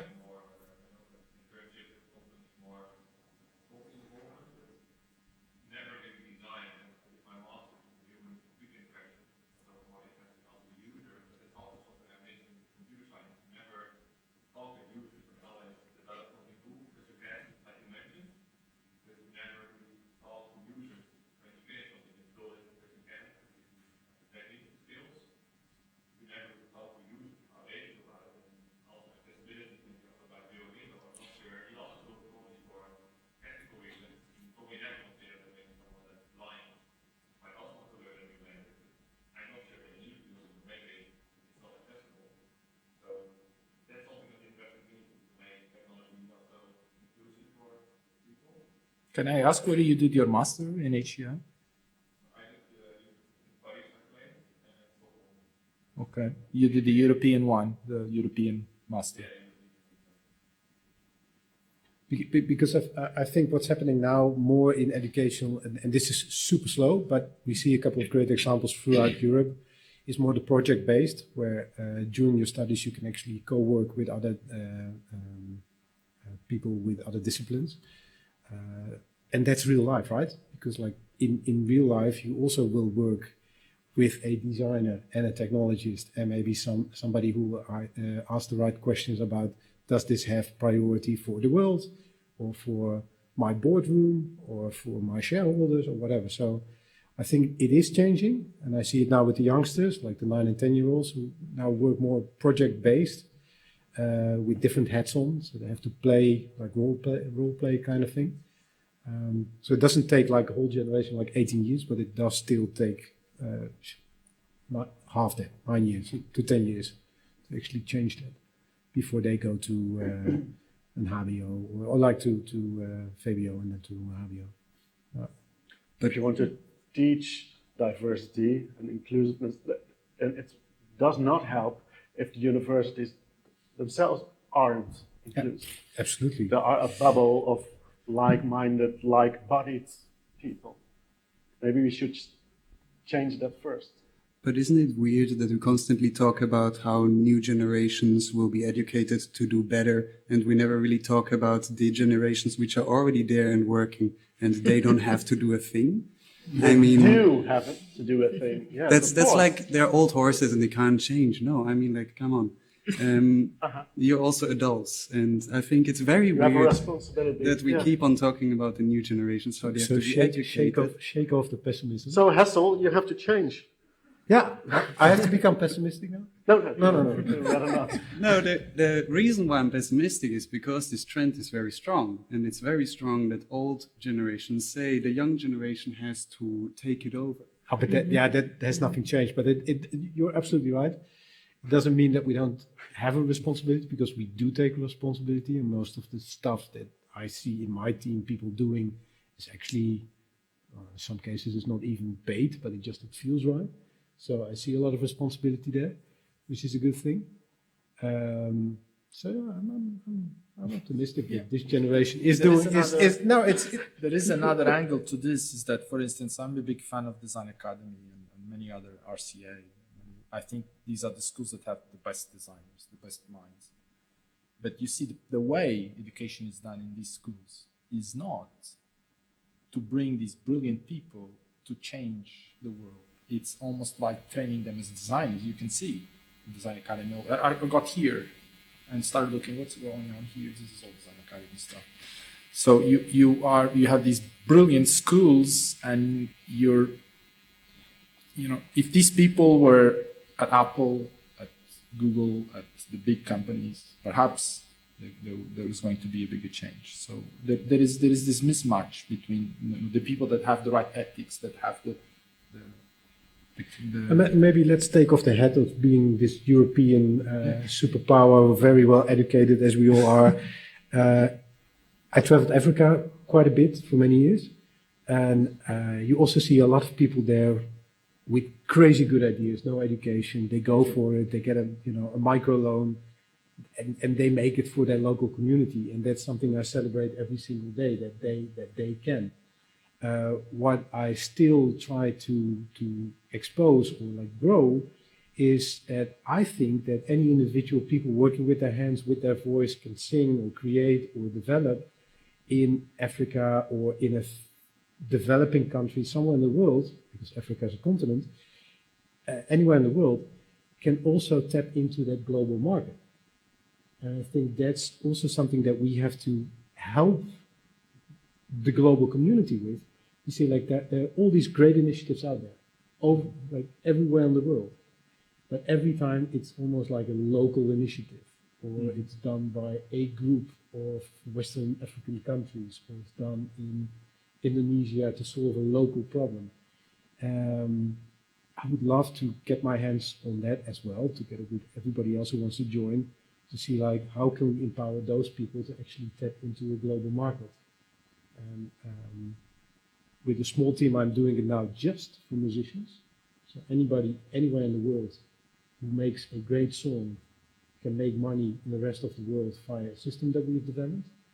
But how great would that be if that same person who maybe can draw or write poems or just made his first novel in a language that I don't understand, and still tap into that market. It's translated, it's because the money gets there, although that person doesn't have a bank account. would love to get my hands to it. I had a group of students that did the HEI master, and I was there in Madeira doing the program with Carnegie Mellon, and they came and they wanted to do something on microfinance.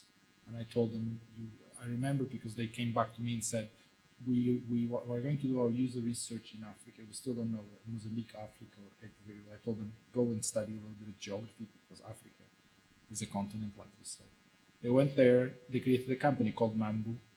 They incorporated in Berlin. There, February this year, they got 1.8 billion, valuated in 1.8 billion, doing microfinancing as a service. So there are good examples, and I think there are things that we can do that precisely generate this good. They went there, they learned the problems, they learned that there is negative interest rate in many African countries, because if you keep the money, the rats will eat it. So you actually, it's better to keep it safe, and you pay to keep your money safe. And so there are many good examples, but I think we need to be careful. And going back to these examples of tools, Twitter, again, I don't know if you know, Twitter was an activism tool. It started as a tool for activists, and it ended electing Trump. So it's kind of, and going back to AI and many of these technologies, we need to be careful. You are doing, I think, great stuff. I need to check all of these things. For musicians, creativity, who knows what's going to happen in the end? Perhaps your tool will like the next time somewhere else in the world. So we have to be careful. And these, I was seeing today, after Bolsonaro speaking at the United Nations, someone was showing the previous Minister of Culture of Brazil that was singing and performing at the United Nations. So the same nation can have these things in a very short period of time, and this can have very big consequences. And these people were elected by these tools that we created. Yes. Any other questions? Yes, please.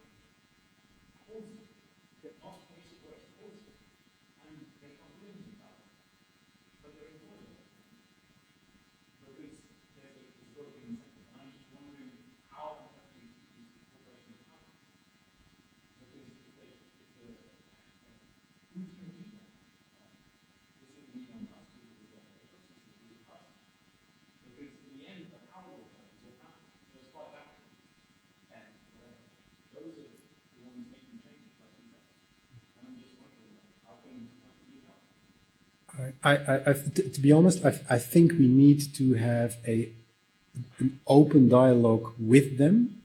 And why I'm saying that is because at this moment there's this Creative Commons Global Summit going on from Monday to Friday. And something similar happened last year with the Mozilla Festival. The first presentations that I saw there, open-minded people, like inclusive, where they're like second words in every sentence. And every time when we hit the discussion about Google or Facebook or TikTok or any of them, they called them evil, and they just excluded them of the dialogue. They didn't even invite them. And I'm telling that to all of them in their face. So this is not something that I'm just telling you in a small room in Eindhoven. But that's wrong. We have to keep that dialogue open. Yeah, but do they want to listen? They do. And just to give you one example, I've been in touch with YouTube for over 10 years over a ridiculous problem-solving kind of super small adjustments that they have to do in YouTube to make the lives of musicians 10 times better than it is today. And and this is like also the internal politics of an organization that size. Every time they move people within the organization to other posts. So you talk to them and say, oh yeah, it's a good idea. And then I will talk to them, blah, blah, blah, and all of a sudden they're gone. We have to start that conversation over. But we have to keep doing that. And now I'm at the level that I can say, like, for the last 10 years, I've been talking to you, shall we do this? Because he thought it was a good idea, and he's now the senior vice president of that department. He thought it was a good idea, he's now blah, blah, blah. If I had given up on them like after 5 months or 2 months or like one conversation, I didn't have the leverage that I have today. Today I have the leverage because I have the inside stories, I know the people, I know their pain points, and I can address them in my favor. It's almost like a lobby. It's almost that you go to Brussels and know exactly where the pain points are. But that's what we have to do. But it takes years. It takes years, and sometimes you have a lucky break. And if you have that lucky break, you know it was worth it. But we need those conversations, and we need to keep them going with them, with the ones in power. Yeah, I also noticed that we're talking about as them as in consumers and the tech industry.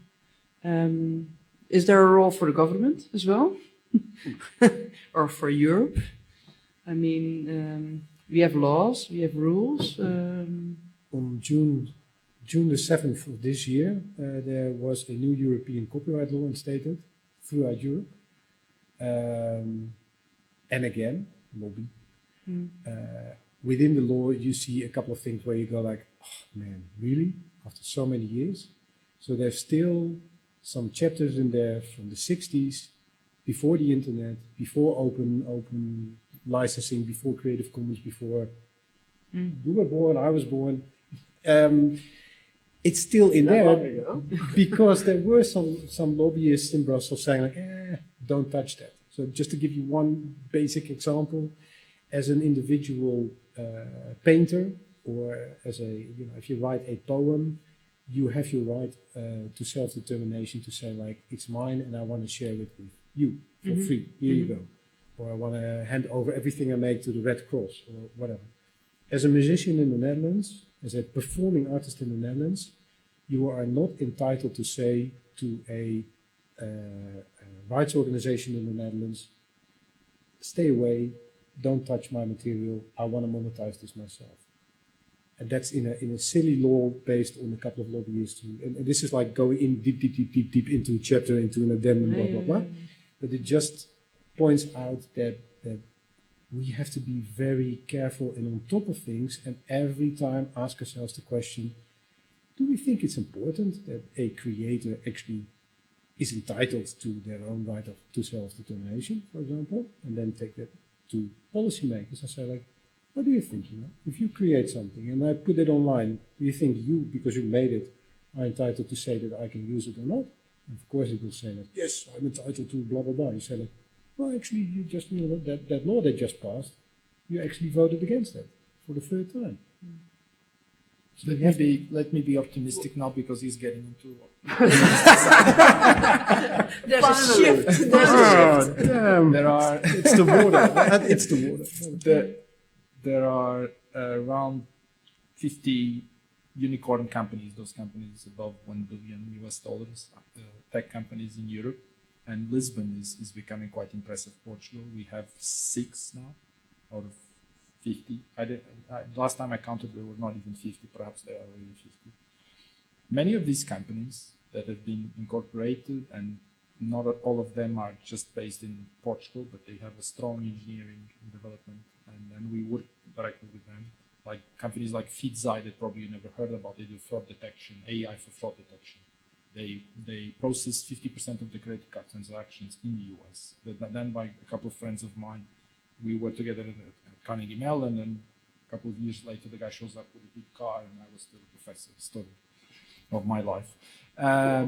Other, OutSystems is doing low code, so they create tools that enable people to code very quickly, just visually. So that's a great tool for designers. There are many companies, and Abel is, I think, one of the next one. They compete with Google Translate with a very clever system where they put humans to translate the hard parts, so that they raise the bar in terms of the quality of the translation. Many of these companies are acting in a space that I think is much more positive. And I think there is a generation, I'm seeing that from my students, that chooses to go to work for those companies as opposed to going there. And going back to Europe and the glorification of Europe, I'm an optimistic about the future of Europe, regardless of Brexit. I think that if we are able to replicate in Europe with our kind of way of being these companies, we will be able to have an impact. We cannot just leave the world to China and the US because they don't share the same values. And I do believe, as a European, that we have different values, and our values are better than some of them. Policymakers should hold these companies responsible, but we should hold them responsible as well. We should hold the policymakers responsible. We should maybe ask them every time we have the chance to vote for them and they have a talk, we should ask them, how do you think about this system? And they should have an answer. And if they don't have an answer, we should not vote for it. We have a research line in our group, which is very much into what you were doing. We could call rapid prototyping of policy. I think we need to change that. And Corona showed that it is possible.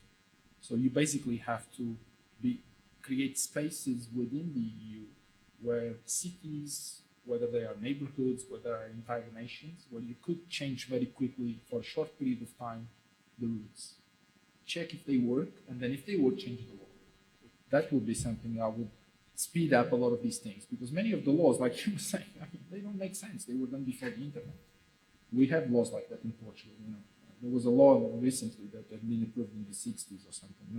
It was not the 60s, the 40s. It was a dictatorship. And then everybody got surprised with the consequences of it.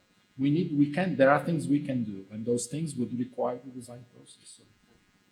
And I think with the policymakers, we shouldn't hold them accountable, but we should collaborate with them. Because once we let them understand what we create, it can also be implemented and translated to policy. Mm-hmm. So I think you need to have a good collaboration. And if this good collaboration between designers, policymakers, people who experience the problem, the technicians, if all this collaboration is there, then we really can go towards something that would make me positive as well. Yes. Well, thank you so much. We are running out of time, so I want to thank you. Please talk to each other afterwards, but for now I want to thank Nuno Nunes, Bernard Lenger, Hessel van Oorsveld, and Frederik Manders. Thank you very much.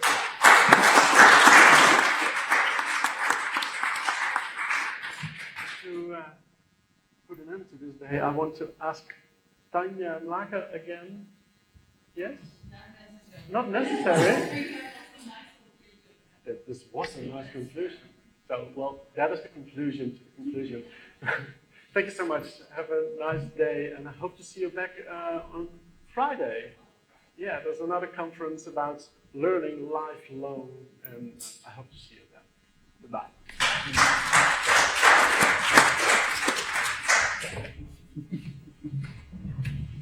Thanks. Thanks.